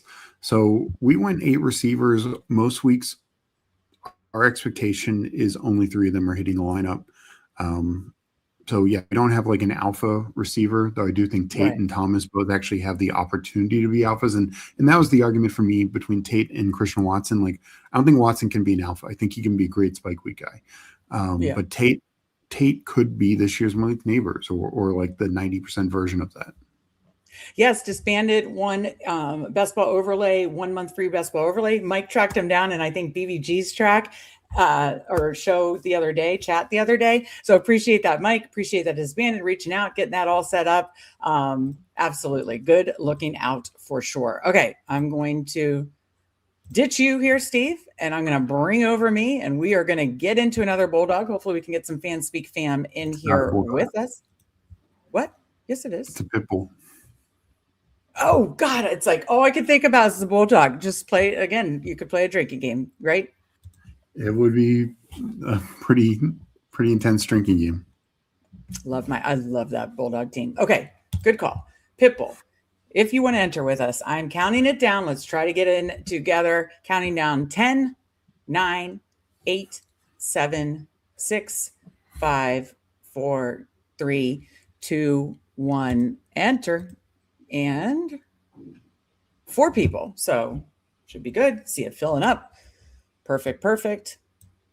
One more person. I think I got my best ball overlay squared away. Still waiting on one. If you'd like to get in the Pitbull with us. Yeah, I wanted to look at the finals again for this one, because I do think, okay, draft is starting. I'll read off in a minute, but I just wanted to go back to this one more time. So again, the advance rate, because every draft you're drafting, whether it's lotto, really good advance rate, I think you want to ask that. So it's standard 2 of 12, 1 of 6, 1 of 5 to a 156 final. I love that 100K up top, flat payouts, 10K to 10th, and then 156, 500 to make the finals. That's why I like, it's like a nice balance of like, it's not like you're just getting, it's a regular size finals, not tiny finals, not huge. You get a 500 if you make the finals, flat payouts up top. This is one of my favorite ones. So I think with that, you kind of have an even, you're waiting playoffs. You really want to advance that 2 out of 12. You're waiting playoffs, but you're not, every week. It's not like the whole, what is the contest? Those Frenchies that dropped where it's like a super huge, good advance rates through playoffs, but a super huge 17 or week 17 finals. Then I think you're really waiting week 17. Oh, we have the first pick. Do you want to go Gibbs or Bijan? Let's go Gibbs. Let's do it. All right. So we're at the 1, Legion's at the 4, Huckleberry's at the 6, and UNC Blue Blood is at the 11. Good to see some Fanspeak fam in here. Love to see it. Off we go. You recognize other names. Hockey Hooligan. Who is that? That's... Oh, okay. If you're in chat, please let us know for sure. Okay. Yeah. Blue Blood said sneaking in late. What's up? Love to see you. Appreciate you. UNC Influencer 101. How about that? Hyper-fragile relationship build for sure. Meg's in the corner talking about pass the rock, Steve. Yeah, I said it's my turn. I got the sticks now. I got the control. And I don't know if you could hear a pep in my voice, but I'm feeling good about it too.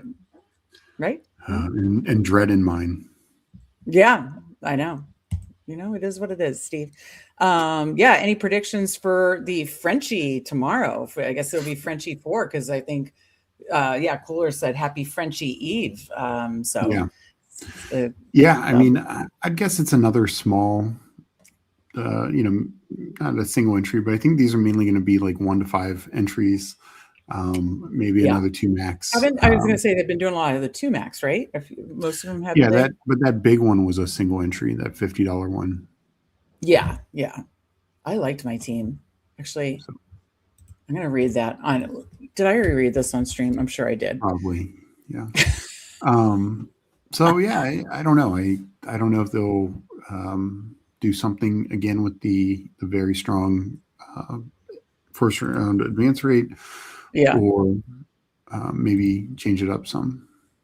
All right. Listen, it was the Frenchie. It was a fast it was a fast only single entry, right? Yeah. Do you want to be blown away with how I think I shared this in Discord, maybe Twitter, but definitely Discord? 3663, super balanced. 3 of my favorite quarterbacks, because hello, Aaron Rodgers, Drake May, Brock Purdy, Aaron Rodgers, love it. Jeremiah Love, Scatabo, Rico Dowdle. So I feel good about those 3. Then I tacked on Kamara, Emmett Johnson, Sean Tucker, Jamar Chase, Devonta Smith, Roma Dunze, Michael Pittman Jr., Shakir, Diggs, George Kittle, hello, Hunter Henry, and Pat Freiermuth. So I have the old Brock Purdy Kittle stack, which I love that. I've got Rodgers, Pittman, Pat Fry, and Dowdle. And then I have May and Hunter Henry. I don't think I really had many bring back situations here with my quarterbacks, at least. I don't think I have Titans or who do 49ers play? Eagles, right? Yeah. Didn't get many bringbacks because this was before, but I love that team. I was going to say that was before the schedule came out. So yeah. That was definitely the schedule. All right. Oh, look how fast that goes. Look, we're almost back up again here. All right, so 24, 25. Did I upload my new ranks? Nope, I've got race high. So no, I did not upload my new ranks. Whoops. And let me make sure the best ball. Let me just do a quick refresh. Oh boy. It's going to take neighbors and rice, like literally the two worst picks. Okay, I might need to do a little update thing, but we will get through these picks to see my old exposures. Okay, by ADP, Neighbors, Pickens, Nico, Jacobs, Brees Hall. I think Nico and Jacobs. Yeah, I need more Jacobs. And this is, I talked about the other day. What about Pickens? I'm obsessed with Pickens. No. What? Whoa. This is my account there, bud. I want Dallas stacks. Why not Pickens? You don't like him at 25? I think he's fine, but I think Jacobs gives you two running back start. There's other running backs we could take at the next turn, Steve. Come on, Steve. What do you think? If you want to go Pickens. But it's not like we're going to get Scattaboo. We don't know. Is Legion in this? Yeah, shit. Legion's. Yes. Shit. This was Hooven's point. Like, Scattaboo's moving up. Damn. Forgot Legion was in this draft. We're screwed. You still can get other good people there. Come on. Yeah. I love when he does the Vegas Meg quote. When I have the wheel, I pick. And when you have the wheel, I pick. Vegas Meg. Does sound like both regular Meg and Vegas Meg. Like, are we sure it's Vegas Meg? Honestly, I would have better chance with Vegas Meg because she'd be a couple deep. Yeah, that is actually a good point. But I love when he does the quote, Vegas Meg. When I have the wheel, I pick. When you have the wheel, I pick. I do have to take more Jacobs. Like, I am taking a lot of, running backs and receivers over Jacobs. And I don't know why. I don't know if it's because he finished the year on, you know what? While we're on this little turn, or maybe in the next turn. But Aiden says, our guy Aiden says, dislike Jacobs, their personal opinion, having Bijan and a Nico Neighbors or Nico Pickens feels so strong. Even pulling up AGB. Yeah, I mean, listen, I want to mix a lot of different combos with the Gibbs, Bijan, 1-2 type starts, but I do need to take more Jacobs to balance it out. I don't want to end up only having like 2 or 3%, but I don't think I'm going to be very overweight because I do like a lot of the other picks a little bit more. That I was going to pull up the best ball guide to kind of show. And again, I don't know if it's how the season ended. Give the bull case for your bull case for Jacobs. I think for about 12, in that range. Yeah, I think for about 12, 13 weeks last year, Jacobs' usage was as good as any back in the league. And then, yeah, he got banged up and wasn't the same down the stretch. But I don't know. Like, I don't think that's reason enough to get off. Like, they've actually lost a running back. They lost Emmanuel Wilson. Like, had they gone out and gotten a good second back or something like that, then I'd maybe be more concerned. But I think they're just riding Jacobs until the wheels fall off, so to speak. Yeah. And it's just, we've seen this, the Shanahan McVay tree, even though they obviously produce some really big pass catching production guys, like they actually love their running backs. I mean, McVay, used to be Todd Gurley. Now, of course, it's Kyron. Of course, the Shanahan tree has always been very running back friendly. And we've seen that with Jacobs. Like, as soon as he got the ball in Green Bay, it's a much different situation. Yeah, no, agreed. For the next turn, I'm going to have the best ball guide pulled up. It's a beaut. It is a beaut. All right. So what are we doing with 2 picks? Yeah, 48, 49. We're at 0-1-2 because I forced your hand with Pickens, and I'm quite honestly pretty happy about it, if I do say so myself. Top of the board at ADP is Bucky, Mike Evans, Travion Henderson, J-Mo, someone talking about that, 4-5 turn, Montgomery, Waddle, Terry, Swift. Yeah, unfortunately. Where did Scott go? He's gone. Okay, maybe 12 seconds. What do you want? Mike Evans or DJ Moore? Okay, your choice. I'm fine with either. Let's go Mike Evans. honestly, let's just take both. And like I'm we could take. surprised. What about Swift? I'm surprised. I'm That's okay just on my pulling up. rank. I'm okay pulling up Swift, but I mean, last time we went kind of heavy. Like this could, if we This is take a week DJ, 17. This is a week 17 in Chicago. sure. I guess I was going to say if we go more, we could go like 6 wide receivers, but Oh, okay. Too late for that. I did take Swift. I just didn't want to fall that behind at running back. And I kind of do like that week 17 in Chicago if it is more of a ground and pound. I like that.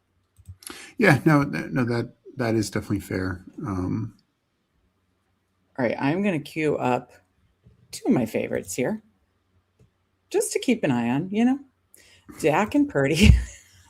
I just want to see. Okay, so Dak's ADP is 78, Purdy's ADP is 98.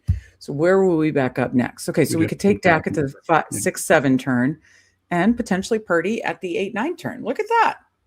Steve, I think I feel like I've gotten my way a lot. I feel like we have really good teamwork in this draft. Okay. Yeah. What do you think? I think so. It doesn't feel like you, believe me. Okay, actually, I'll probably pull up the draft guide for the next thing because it's some of the things I wanted to show. I want to think about. Who did we talk about earlier where I was like, I need to show the best ball guide and their spike week chart. And well, one was I asked how many touchdowns that Quorum had. Yeah. I want to see like how many. The other issue with Quorum is he really only produced when Devontae Adams went out. So that is fair because I'm just looking at it right now. And boom. As you can see, again, 32 team pages and then all the draftable players, over 400 pages. I haven't caught up to the bye weeks here, but I'll have the bye weeks done and up tomorrow. Look at, he had one usable week 2. What did, and yeah, for some reason he was usable. Kyron wasn't week 2, but as you can see, Kyron, let me just take a peek at the board. Okay, we're still good. Kyron was just had 1, 2, 3, 4 unusable weeks, had a usable week every other week and a spike week or usable week, all the playoff money weeks. Quorum, yeah, they had, I guess, multiple, must have been very run heavy week 15. Because it was Devontae Adams was out, so right. That's so the red zone. So to your point, yeah, and week 14 was they both had with Devontae Adams out, massive red zone threat. To your point, that really you were really Adams right. got hurt halftime week 13, and we just see a bit of a correlation. Yeah, no, massive correlation there. So that's why it's good to have context to all stats. And I'm going to bring this up since we're at the turn. We can take advantage of looking at certain things because it has been very eye-opening for me to see. Like, I didn't realize that Devon Achane had a usable week every week. I just thought, fragile situation, whatever. Okay, for the other pick outside of Dak, and hopefully he comes back to us, there's a lot of guys I like top on my rankings. I kind of like them all. But who do you like in this area? Outside of Dak, obviously. Hopefully he doesn't get taken. I would probably do. Don't you take him, Kung Sun? See that? Oh my. As much as I like Rico, I'd probably just go Pierce. Really? I'm so 88. Yeah, I guess it's a bit of a pull up. Is it the fact that it's a pull-up, or is it the fact that it is like he's not going to come back? I mean, like I understand, but I just think I would say Rico here because you get to the third running back. If we're taking a running back, I would take Tony Pollard ahead of him. Like that's far less of a pull-up. I don't care about the pull-up. Where do I have them ranked? Okay, I'll do Pollard, but I have them ranked back to back. Okay, I have them ranked. Okay, that's fair. Then there we go. Like you have Pollard at this ADP. Right. Okay. And I'm not, it's not like I disagree with you that Rico can't be worth the 64th or 65th, whatever you had him ranked. And of course, this draft pick, it's just, we're going to be drafting all summer. Like it's not something I think you need to do. You're doing 10 of these. My guess is you're going to have a couple Rico shares anyways. You know what I mean? Like it's not like if this was a single entry contest, that's one thing. But go get your guys. Yeah. Yeah, no, that makes sense. We got Rai Tai in here. What's good? Good to see you, Rai Tai. Appreciate you coming in, saying hello. We are drafting our second Pitbull of the night. We talked week 17, kind of power rankings, favorite games, playoff schedule, favorite teams to target, and then Steve drafted the first Pitbull on the sticks, and we drafted together. I'd still say we drafted together, don't you think? Yeah. Yes, I would say that. I boss you around, but we drafted together, and now we're drafting together another second Pitbull on my account. So, so we are, we'll be back up at 96, 97 would be great. Sitting at 133 would be great to get, Purdy, and then honestly best available. But probably a receiver at that point. Yeah, and that's why I was pushing for Dowdle. But you made a good point about Pollard. That was totally a good shout out. That's why I suggested that, because I just like the running backs. I like Pollard and Dowdle and those running backs better than what the running backs are going to come back there. So I think it's just all like, I mean, yes, you want to mix up combos and stuff like that. And of course, Best Ball Overlay helps us do that. Code Fanspeak, of course, if you're interested in checking it out. We have a few winners from the 24-hour live stream that are like Disbanded, who will be getting to check it out for a month for free. But, you want to mix up your combos, but there are certain pockets that I lean heavily in. I definitely like to have 3 running backs by this point. Yeah, me too. We have another hot minute. I'm going to bring back over the guide, because why not? Don't worry, Steve. I will keep an eye on this bad boy. Name another player that you'd like to see their spike. We've talked about so many other players tonight. Trying to think of another one that we were discussing. What about I just had it. Okay,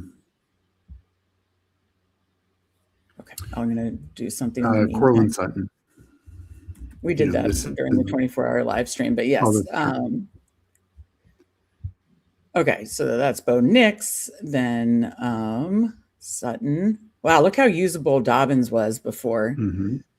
There's also certain ones where you're like, oh, he's really not that usable. You know what I mean? Like Jordan Mason was like one that I was like, I thought it was going to be such a good pick. So this is Sutton. Obviously had some down weeks in the middle there, but plenty of spike weeks. So such a good red zone target. Oh shit, we're on the clock. Don't worry.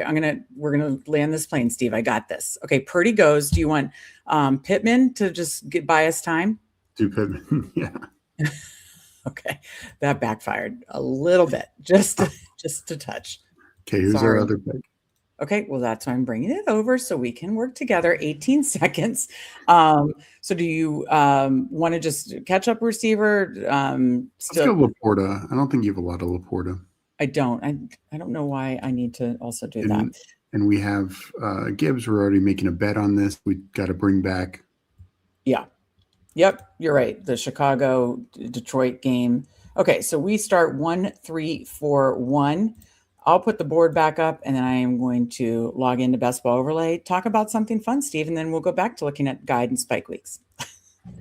Yeah. No, and I think a guy to look at is Laporta, and I think we looked at him on the 24-hour live stream. He was really good, and he was cruising to another big game against Washington before he got hurt, because that doesn't count as a usable week, but he had like 9 points in half a game, so it would have been. And so I do like Laporta at this price. I don't know if we'll be able to push Goff back, but that would be fun. Sometimes Goff falls. Yeah. And having Gibbs and Laporta, obviously you're dodging JMO and okay, I think I have everything updated with this. Let me see. Who has so ASB is in the middle, DY. In the middle. Oh shit. They don't have any quarterbacks, so he has 2 picks coming up. I'm guessing Goff is a goner. Goff's gone. Okay, I might need to reinstall Best Ball Overlay because I did a download. I think I did something wrong. Shocker. Are you using the extension, the Google? Yeah, Chrome? I think I'm gonna do that. I took it off because it wasn't seeing the playoff weeks like the first day, but I'm downloading the extension right now. Yeah, that's what you have to do. No, you can do it manually too, Steve. No, that's not what Pat wants anymore. Oh, okay. Well, then I'm going to follow the rules. You know me, I'm a rule follower. You are not. Let me refresh. Let me refresh. Let me see. I just downloaded the extension. Wait, I think I downloaded the extension. Oh boy. I'll catch up on chat while you're Yes, figuring you do out that. tech. Rite, personally, I think Sutton is not hurt by Waddle at all. If anything, it helps him. That's been my argument. I think Waddle if only opens things up, and the area where Sutton scores the most of his points in the red zone, Waddle doesn't impact that too much. So I definitely agree. I think it just the Denver had very strong offense last year, but a very low passing touchdown rate. I think because they needed other weapons in general. I think this just actually helps Sutton for sure. Index, my league makes laugh when I took Dobbins and another sharp took Harvey. Yeah, I'm obviously depending on scoring format because we're obviously doing half point PPR here, but half point Dobbins for me over Harvey. And had him sweating bullets when JK hit 1K yard. I mean, yeah, he was cruising last year. So he would have had a huge year. So it's so unfortunate. Dude's so talented and gets hurt every year. Oh, who Dobbins? Yeah. Okay. Meg made a comeback. Tech was up 28 to probably 10, but it's now like 28-17 because I'm back. Look at this. Okay. Boom. Just like that, Best Ball Overlay is fixed. I download the extension. If I can do it, you can do it. Use code Fanspeak to manage your portfolio. And look at Jake Ferguson, the color just staring us in the face. Boom. Okay. I might take Baker this time just since you stole him from me last time. What do you think? No, let's talk this out. Can you hear me? Yeah, no, I can hear you. Or are you just frustrated with me? If so, that is absolutely fair. Okay, 121.21. Take Travis Kelce over Jake Ferguson. No, we have the stack. What are you doing? No, we have the double stack. No. Why would you take Travis Kelce over Jake Ferguson? Just because you have him ranked high? Okay, let's get Baker Mayfield and talk about it. But Kelsey's ADP is only going to climb. Ferguson should fall. I don't care. This is a time box tournament. I don't care. If it was BBM, then I'd take it. I just don't think he's worth the 111. Like, I don't think he's worth 125. This is 122, 121. Sorry, Steve. I'm overruled. Bam. We have the stack, sweetheart. Oh my. Can you just go with it? I mean, man, we had the stack.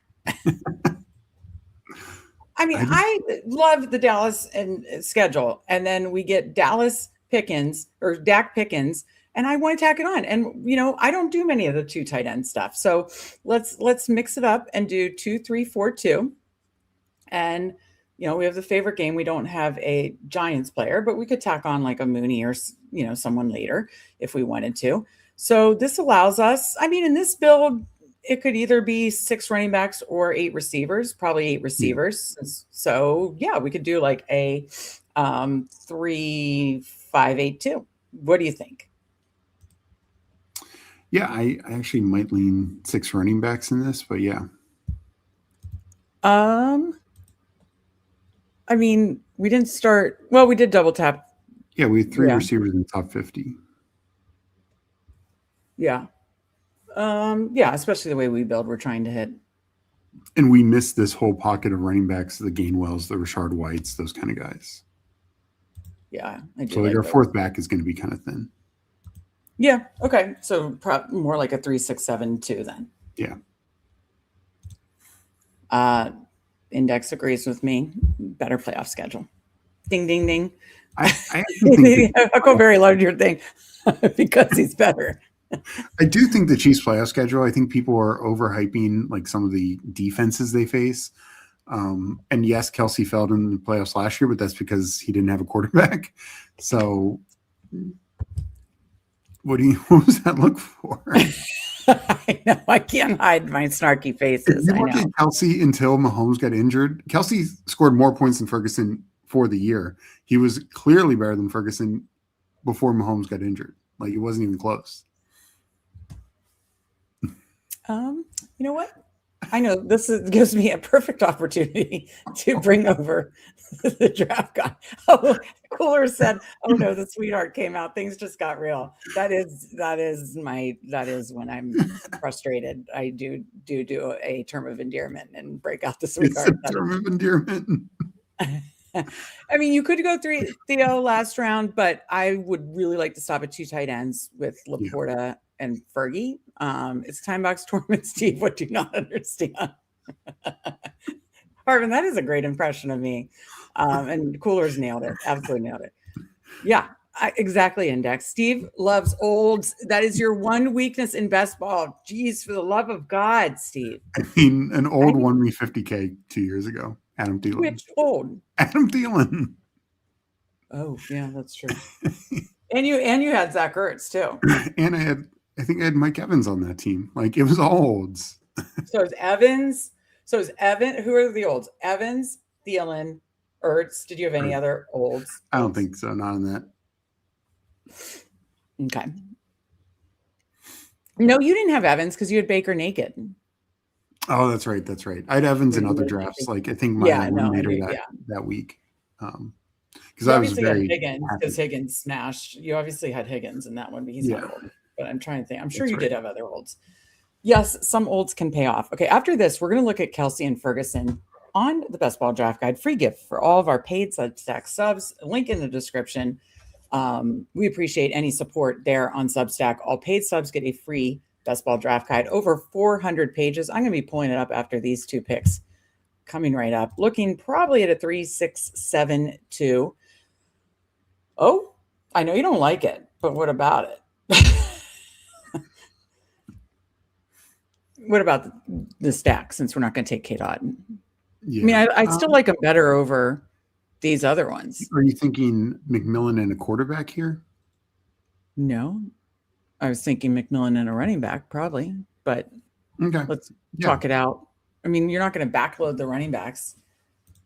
Yeah. I mean, you know who I want. You know who I want. We have Titans, Pollard. We have Pittman. I mean, do you want me to take them now? No. What running back do you want? Wait, what do we come back at?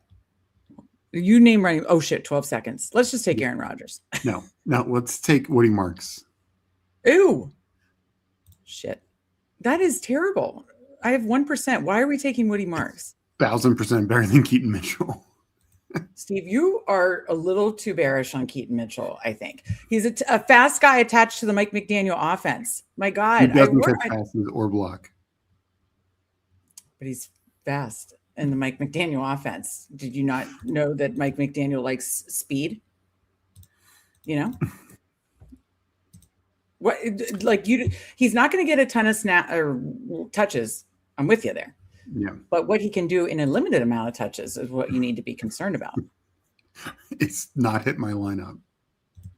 What? Okay. Do you understand how many times he's gotten 10 or more fantasy points?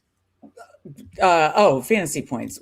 That was like 2 years ago. He was like super fun. Let's look. What did he didn't do anything last year because he barely played, right?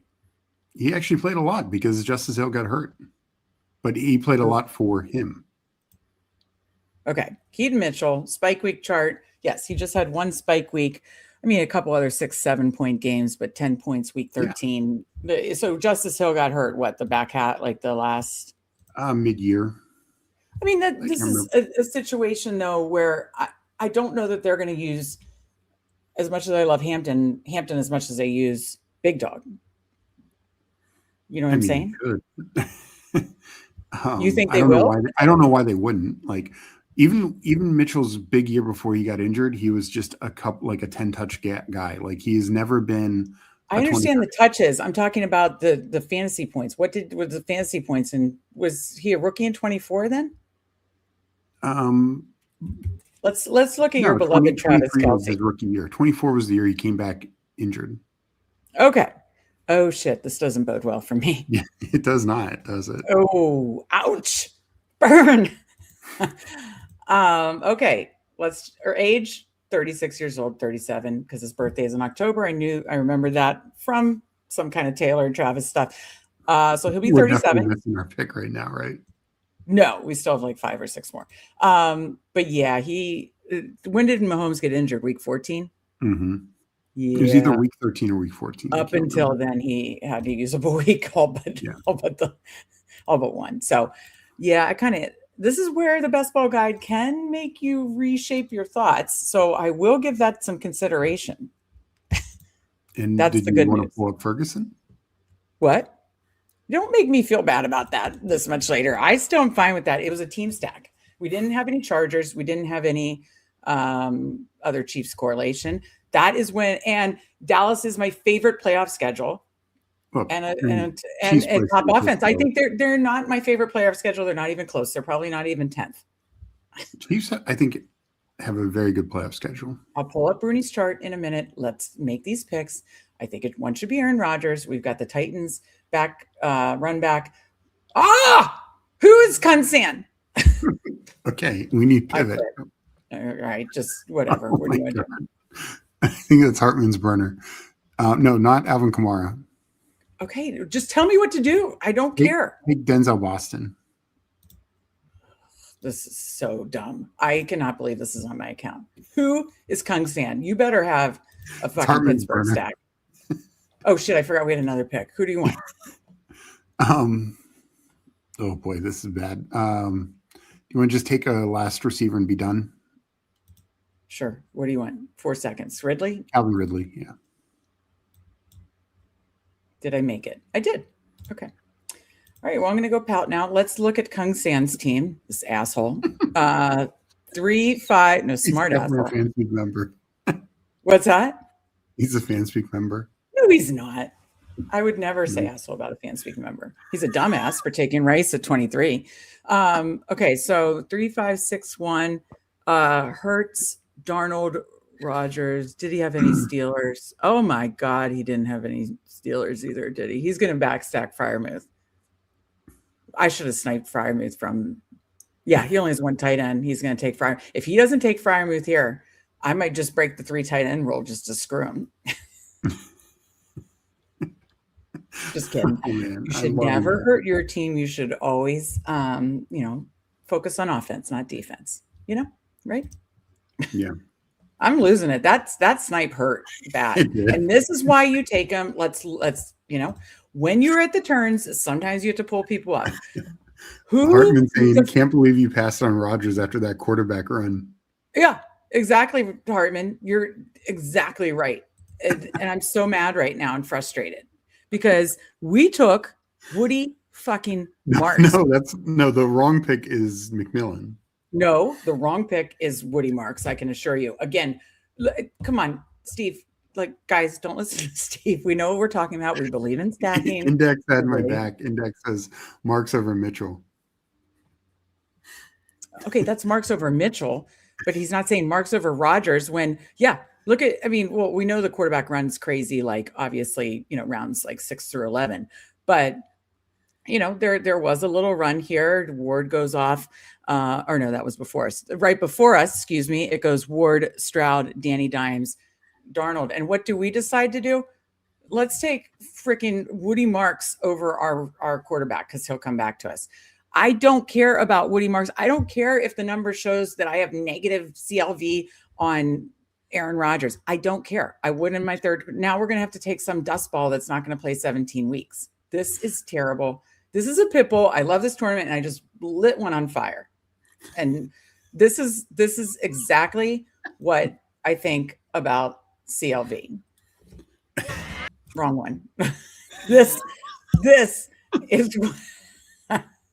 Did someone remove my Fugazi? This is what I think about CLV. Yeah, Fugazi, it's a wazi, it's a woozy, it's a. Yeah, it's Fugazi. It's all a Fugazi. You know what a Fugazi is, right? Yeah. Don't you agree? I'm mad. Oh boy. Why aren't you as mad as me? It's a Pitbull. This is a good contest. This isn't a dumb $3 contest. This means something. Yeah. Marks the Gibbs Demon. Oh, Hampton could be. I think Marks is a good pick. I think Mitchell's a bad pick. And Paul saying, Steve, I've really been enjoying around 18 Vidal. Mitchell would be nothing in that case. Vidal back and a fast guy as well. Hartman, if Keaton gets 15 plus touches a game in 2025, is Harbaugh still a head coach? Yeah. Yes. Good to see Crossface. Chiefs playoff schedule. We were going to bring that up, but Meg went on her rant. I'm still angry. The Chiefs playoff schedule. Can you just read it off? You don't have to bring up the. Well, how about we talk about that after these two picks? Can we do that? Yeah. Yeah. So up in 1, I wish I could steal Fryermuth from this dickwad. Sorry. Oh God, Steve's seen this in me before, where I just like unleash. That's why if I ever had a week 17 sweat and someone's like, "You want to come on my stream?" like Sam Sherman, no, I would embarrass myself so badly. Okay, so we needed running backs. Yeah, he took Pat Fryermuth. That's smart. All right, I say Sean Tucker.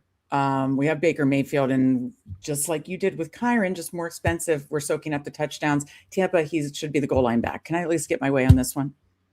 Yeah. Okay, great. And who do you want here? I mean, doesn't matter. They're all not going to play 17 games. So who do you want to take? I mean, we could take Tua. That's fine. I mean, I'd almost rather just take Kirk and pray he is really good, though we don't have any. I mean, we could take a Cleveland guy. What? We could take a Cleveland guy. We have Denzel Boston. I think that was a bad pick too. I'm going to be honest. I'm going to be honest, Steve. I love you, but I'm a little worried about like some of your like takes and strategies this year. I just want you to be successful. Why were we drafting Denzel Boston? Who did we draft him over? 160 something. After we got sniped and I was irate, 168. I don't know. Here's my like, this isn't really true serum because I'm obviously very comfortable saying this. I just don't like this rookie class. Like, I just don't feel this is a year you have to have a rookie type deal. Do you think that's crazy? I really feel strongly about it. I don't think that's necessarily crazy, but Cleveland's the one team where it makes sense. They have 2 rookie receivers and no receivers. Like, somebody's got to emerge, you know? With those quarterbacks? I don't know. But where they're going at 120-ish and 160-ish, if they're going 8th round, 9th round, like that's more questioning, but I think we're just getting good value.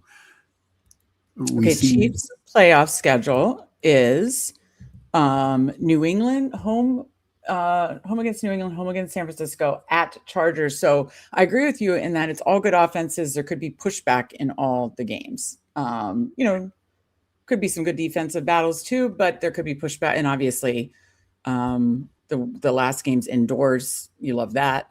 So I won't deny that I think the Chiefs, I would categorize them as, yes, I like their playoff schedule, but it's not, I don't like them over Dallas or some of the other ones. Right? Yeah. I mean, I think it's pretty good. Like, that is Dallas better? Sure. But my point is, like, Chiefs, I think, have a really good live playoff schedule. And I think, then the better player comes into play. And Kelsey can be the 1 or the 2 option on that team. With Lamb and Pickens, Ferguson's production, most of his production came when Lamb was out. Okay, so we need to make our final pick. You said you prefer to go 3, 6, 7, 2, right? I think we're fine at receiver. Like, I think receivers are really good. Nico, Pickens, Evans, Pittman, Jalen McMillan, Boston, Ridley. Yeah, that's fine. BBG made a point on his stream yesterday about Justice Hill. He should be the RB2. I mean, Adam Randall, like, again, I think this RB class and this rookie class kind of. So what do you think about Justice Hill? You loved him last year. What's the difference this one? Yeah, no, I'm fine with that. The other one I'd say is Malik Davis. Since we have Cowboys bet. I'm fine with either. I'll let you. I have 1% What of each. are our? Can I see our buys for? Yeah, running 6, 10, 9, 8, 10. So we have 2 10s. Neither of these guys are 10. So either's fine. I'm fine with either. I mean, Yeah, we do I have a mean, Cowboys bet, but I do agree with BBG that that's a live bet. So, but I'll let you pick. I really. let's go Justice Hill. Do we have any Cincinnati on this team? No. I don't think so. Okay. Let's catch up with chat. Let's do our team reviews. And then actually, before we do our team reviews, Steve, I showed you that you were right. I was wrong. But again, link in the description, Fanspeak Degen Substack, free gift is our best ball guide. I will be going back to Underdog to do team reviews, but I had to finish the conversation with Steve. I said, let's pull up Ferguson and Kelsey on the best ball guide. Okay. So, old 30, he'll be 37 during the season. We know that. Obviously Mahomes got injured. When Mahomes got injured, things were dark, but up until then, he did only have one unusable week, only like 3 spike weeks, but that's fine for the price you're paying. So I do need to take some more Kelsey shares, especially with the Rashee Rice news, which who knows, he could have already done something that's like suspension worthy. He's such a dumbass. So, okay, let's look at Ferguson. I know he was a little more boom busty. So I did catch up on bye weeks here. Big difference on the age though, Steve, 27, about 10 years difference, Yeah, but that means we're betting on 1 year. That's all that boils down to. Yes, I understand this isn't Dynasty, but I'm just saying, much less usable weeks, but I think his spike weeks were higher, or he had more border. The spike weeks ended once Lamb came back. That is accurate. That is true. That is true. Okay, my stands are, but again, we had the Dallas stack. So, but again, these are the kind of things, folks, that you can see. Link in the description for our Fanspeak Degen Substack. It really works hand in hand with all the shows, which by June, you're going to have 10 shows a week on the Fanspeak Network. So it really works hand in hand with the best ball shows on Fanspeak Network, the content, the articles, the rankings on Fanspeak Network, and then you get this free best ball guide. So link in the description for that, just $34.99 for a year or $10 a month. So I wish I could always use more Rodgers. Best pick on the board. Many are saying, many have been saying Hartman. I agree. Hartman's burner account that sniped you. It's not Hartman's burner account. I know, that's why he's saying I wish. Yeah. Oh, okay. Now you always have to explain questions or comments to me. It's very sad. I'm like a grandma that you need to explain questions. Welcome to Fanspeak. We don't listen to Steve. Take your CLV and shove it. Hey, Colin, one of the Toxer Tower crew. Good to see Colin in here. Blue Blood UNC Scataboo. So he must have gotten Scataboo, right? I don't know. I think he's saying our argument was intense or your rant was intense. Yeah. Taking Woody Marks over the third quarterback that love, have stacked, had the run back with the Titans. And then we're like, no, we're going to try to push it to get Woody Marks. This is where you just throw ADP and CLV out the window.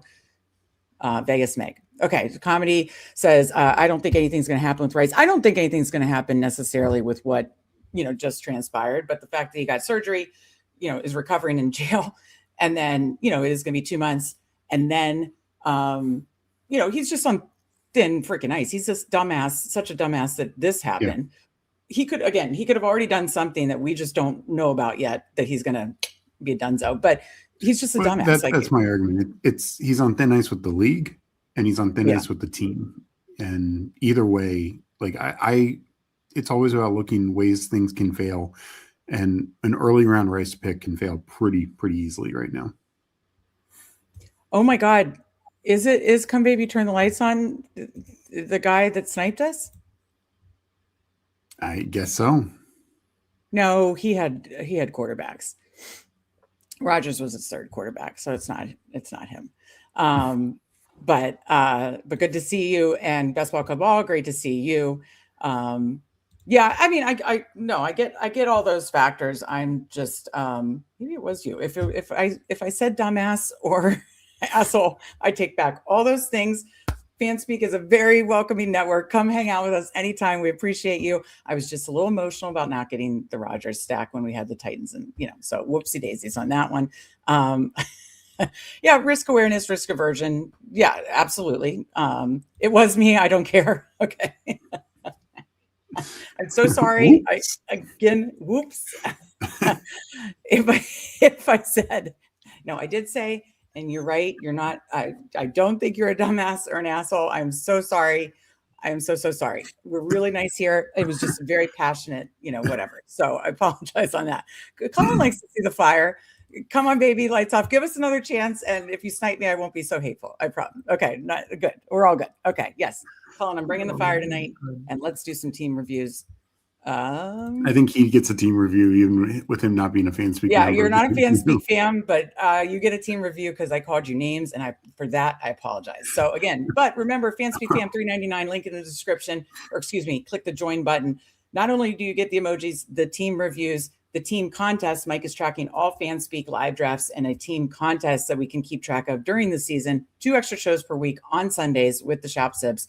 So let's do our team first, get it out of the way. I loved it at first, and then I hated it. 3-6-7-2. So Dak, Baker, forced to take Tua because we didn't take Rodgers. Gibbs, Swift, Pollard, Woody Marks, terrible. Sean Tucker, Justice Hill, and then Nico, George Pickens, Mike Evans, Michael Pittman Jr., Jalen McMillan, Denzel Boston, Calvin Ridley, and Sam Laporta, and Jake Fergie. So at first, the first half of the draft, I freaking love this team. We had Dak, we had Baker. I was thinking of running back one of the receivers. I didn't even think about Mooney because I got so upset. We were going to stack because we had Pollard and we had Pittman, so we were going to stack that. So I was like loving it. But then we pivoted to, we took Woody Marks. We got sniped on Rodgers, which good pick, by the way. Love your pick. But then, I I don't love Denzel Boston. I know he's late, but like I would have rather correlated even later with maybe we should have taken a running back there and taken like Mooney later. That's where I do like correlations, especially on the games that I love, like Dallas and Giants. So the first part of this draft, first 2/3, I love. The second, I love, I don't often, I'm more of like a 3-5-7-3, 3-6-6-3 type builder. So I don't often do the 2 tight ends. And I like these, even though Steve and I were debating Kelsey versus Ferguson, which Ferguson stacked. That's a long way of saying this was tracking to like an 8 out of 10 team. And now it's like a 5 or 6 out of 10 for me. What do you think, Steve? Yeah, I actually think Woody Marks is one of the better picks we made at his ADP. And also we had a Nico bet. So we're betting on Houston's offense, which I think is a fine bet. Woody Marks has a much bigger role than Keaton Mitchell. Like, it is unquestionable. Oh my God, stop talking about Keaton Mitchell, Steve. Well, I'm saying I don't think you're giving it the credence that it deserves. You should take more Woody Marks. Oh God, Steve, we're trying to sell subscriptions and you're talking about okay, let's keep it moving. What else do you have to say? No, I mean, I like I think we're fine at quarterback. I think we're great at tight end. I think receiver is very strong, including the Boston and Ridley picks. So there were no running backs there. We were not going to take Emmett Johnson 30 picks ahead of ADP or anything like that. So I actually think it turned out pretty well. I mean, yeah, Rodgers would have made it better, but that's the name of the game. I think we pivoted and did well. All right. Well, let's talk through again. Big apologies for saying dumbass, but he said he's not hurt feelings. Kung San will give you a team review. I think Rodgers is a great pick at 167. So he goes Hurts, Darnold, Rodgers, Bijan, Jacobs. So nice double anchor there. Tacking on Montgomery, Dobbins. A lot of projectable volume there. Love that. Tax on Aaron Jones. Then he goes Rice, Jameson Williams. Got a little fall there. Mekhi Lemon with Hurts, Quentin Johnson, Steph Diggs, Jalen Naylor, Darnell Mooney, Torrey Horton, AJ Barner, and Pat Freiermuth. So he did get the back stack that we were talking about. Love the double anchor in that room. I'm not sure if a Seattle stack, but definitely, he's got Barner too. So all his quarterbacks just stacked up. It is a very nice team. And yeah, even though I was butthurt, you definitely landed the plane, and I like your team a good deal. What do you think, Steve? Yeah, I think it's a very nice structure. I like the quarterback combo, and late tight end, but I'm fine with that. Barner and Freiermuth, 2 good offenses, cheap tight ends. I think that works. Yeah, absolutely. Our guy Legion, definitely a part of the Fanspeak fam. 3663 from the 4 spot. Drake Mays, Stafford, CJ Stroud. I think that's a nice hitting that window there in those rounds of that pocket, of course. Love, Bucky Irving, Rico Dowdle. I think that's a strong first three. And then tacking on Corum, Bigsby, Vidal. I know he was the one that said shush about the Keaton Mitchell because he likes the Vidal discount. Puka, AJ Brown, Devontae Adams. So he got the Matt Stafford double stack. That's really nice. Of course, AJ Brown, we're essentially saying stacked with May. And excuse me. And then Cortland Sutton, Shakir, Debo. Yeah, this is definitely fine to be a six or receiver team because he hit 3 really strong and had 4 by 76, 5, which I think, clear having 5 by Shakir makes a ton of sense. Tacking on Debo, Strange, Otten, Parkinson. So he really stacked up Stafford. Your thoughts, Steve? I like this team a lot. We know Legion's a sharp drafter. Yeah, I mean, I know he knows this because I know he likes these teams, but it's, Patriots and Rams, unfortunately, it's the same buy. That's why you tack on Stroud. But you had the QB 2 and 3 from last year. Do I think they necessarily run it back? No, but I think both you're getting value on at their current ADPs, and I know that's what drives him a lot. And I'm the same way. Like, I want guys who are going to produce value more than anything else. And running backs, very strong. Receiver, I think you're fine going 6 as you did, and tight end, it all is built very, very well. Yeah. Absolutely. Good to see you in here, late night gang. Yes, we were wrapping up, but absolutely trying to bring it home here after 2 Pitbull drafts. Did I say it right this time? Yeah, that was fun. Okay, let's go to our guy. I'm your Huckleberry, 6 spot 3, 6, 7, 2. So Jaden Daniels, Brock Purdy, Kirk Cousins. You know how I feel about Jaden Daniels' fragility. And quite honestly, Brock Purdy hasn't been the most stable. So I think tacking on a Cousins is totally fine. We don't know how many games he has, but there is a world where he has all. He's probably covering those buys. Yeah. Yep. Absolutely. Giving you 2 options through that. So I think that's pretty sharp. So I like tacking that on. Obviously, Purdy with Christian McCaffrey, Breece Hall, Jonathan Brooks, Brian Robinson, Katron Allen, and Kalen Black. So he did a little CMC Kalen Black handcuff. Very nice. Fun. Burden, McLaurin with obviously JD and McLaurin, Metcalf, Concepcion, Juwan Jennings, Antonio Williams, so double stack there, Zachariah Branch, Brock Bowers, obviously with the Cousins and Pitt, so definitely structurally makes a ton of sense doing 2 tight ends. I think your receivers were strong enough to stop at 7, so even though you went McCaffrey, Hall, you kind of got the handcuff there, and I think that's pretty fun. What do you think, Steve? Yeah, and I mean, obviously, really stacked up Washington with Katron Allen also in the mix. So making a bet on these teams, which 2 offenses that could absolutely be cooking this year. So I like it. Most of those guys, in Breece Hall, not so much, but a lot of even his other receivers are like good offenses. Just feel like really good, built around. Like DK Metcalf, Juwan Jennings. He has a lot of team bets like Burden. Atlanta, Atlanta, Washington, San Francisco. So I like that. Even if it's not from the quarterback position, still stacking it, making team bets, that makes a ton of sense. Okay, last Fanspeak fam, UNC Blood. Blue Blood UNC, 3573, Dart, Love, Gino, and then Barkley, Javonte Williams, Darian Price, Chris Rodriguez, Jonah Coleman. I think that's a really strong running back room, especially those first 3, and then tacking on Rodriguez at 110 and then Coleman 155. A little fall there. And then Jefferson, Garrett Wilson, obviously stacked up, Christian Watson, Jalen Coker, Isaac Tesla, Ryan Flournoy, Malachi Fields. So that's he's got the Dart, Fields, Flournoy, Isaiah Likely, week 17, and then Kraft, Likely, Mason Taylor. So structurally, I think this makes sense. Obviously stacked up makes sense. And, I think each room is, especially Dart, Love. I'm not as high on Gino, but this running back room is strong. You could have done maybe 8 tight ends with like Kraft and Likely and 8 receivers. But other than that, I think I think it's a very strong. I don't think he really had to. He takes 2 receivers early.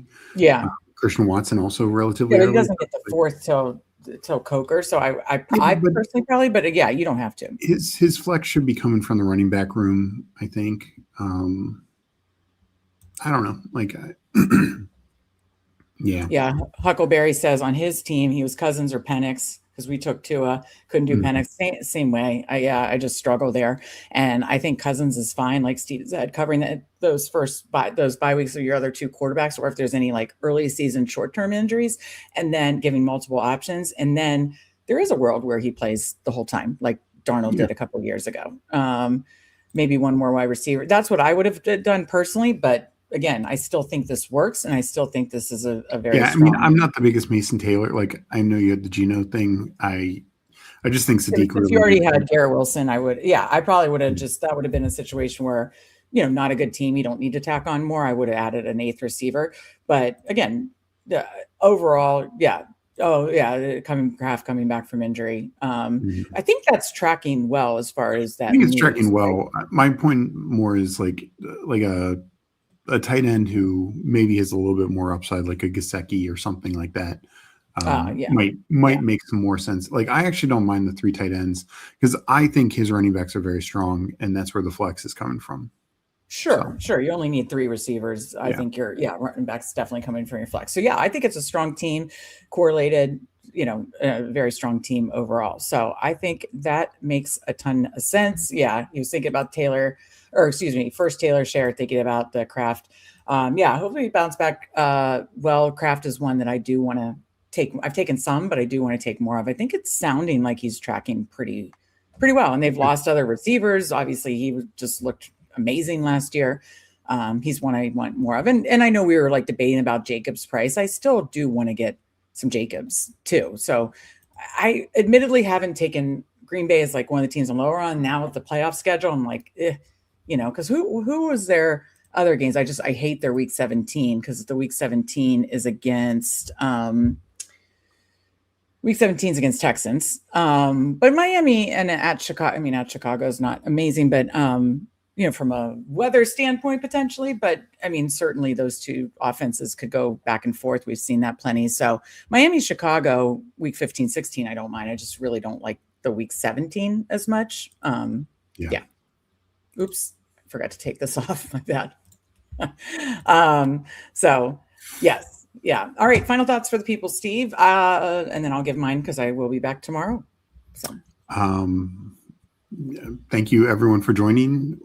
I don't think any of you are assholes. But dumbass, no, seriously, what I said. Dumbass. Thank you all for joining. We always appreciate it. We appreciate the comments, the support. This was fun. I love this format, this draft. And thanks again. I'm going to put in the comments section just one more time in case you want. It is linked in the description, but putting in the comments one more time. We're really going to be pushing this starting essentially tomorrow, next week, and beyond the rest of the summer. Is the free gift, and I'll put this graphic up quickly too as we get on out of here. The free gift for our paid Substack subs, which again, link in the description or that I'm showing here in the comments, is a free gift of a 2026 Fanspeak Best Ball Guide. We pulled it up multiple times during the show. It's strategy articles, 32 team pages, every draftable player, over 400 pages. My favorite weeks, the spike week charts, the advanced stats, but it's really, Travis Kelce, helping me, kind of adjust my priors. And I love it, but it is a free gift for our paid Substack subs. Link here, link in the description. It is a go-to for me. You'll see us bring it up in a lot of streams, honestly, throughout the summer, and we will be making a big push with it, starting next week for sure. Yeah, I did call you an asshole and a dumbass, and for that, I am very sorry. We don't call people that. I'm really nice. Just because I'm only an asshole. Provoked. Cooler says, good night, fellow dumbasses. Thanks, guys. Yes, this has been fun. Again, big apology to Come Baby Turn the Light On. We appreciate it. We appreciate everybody in here watching, liking, subscribing, drafting, chatting, all the good things.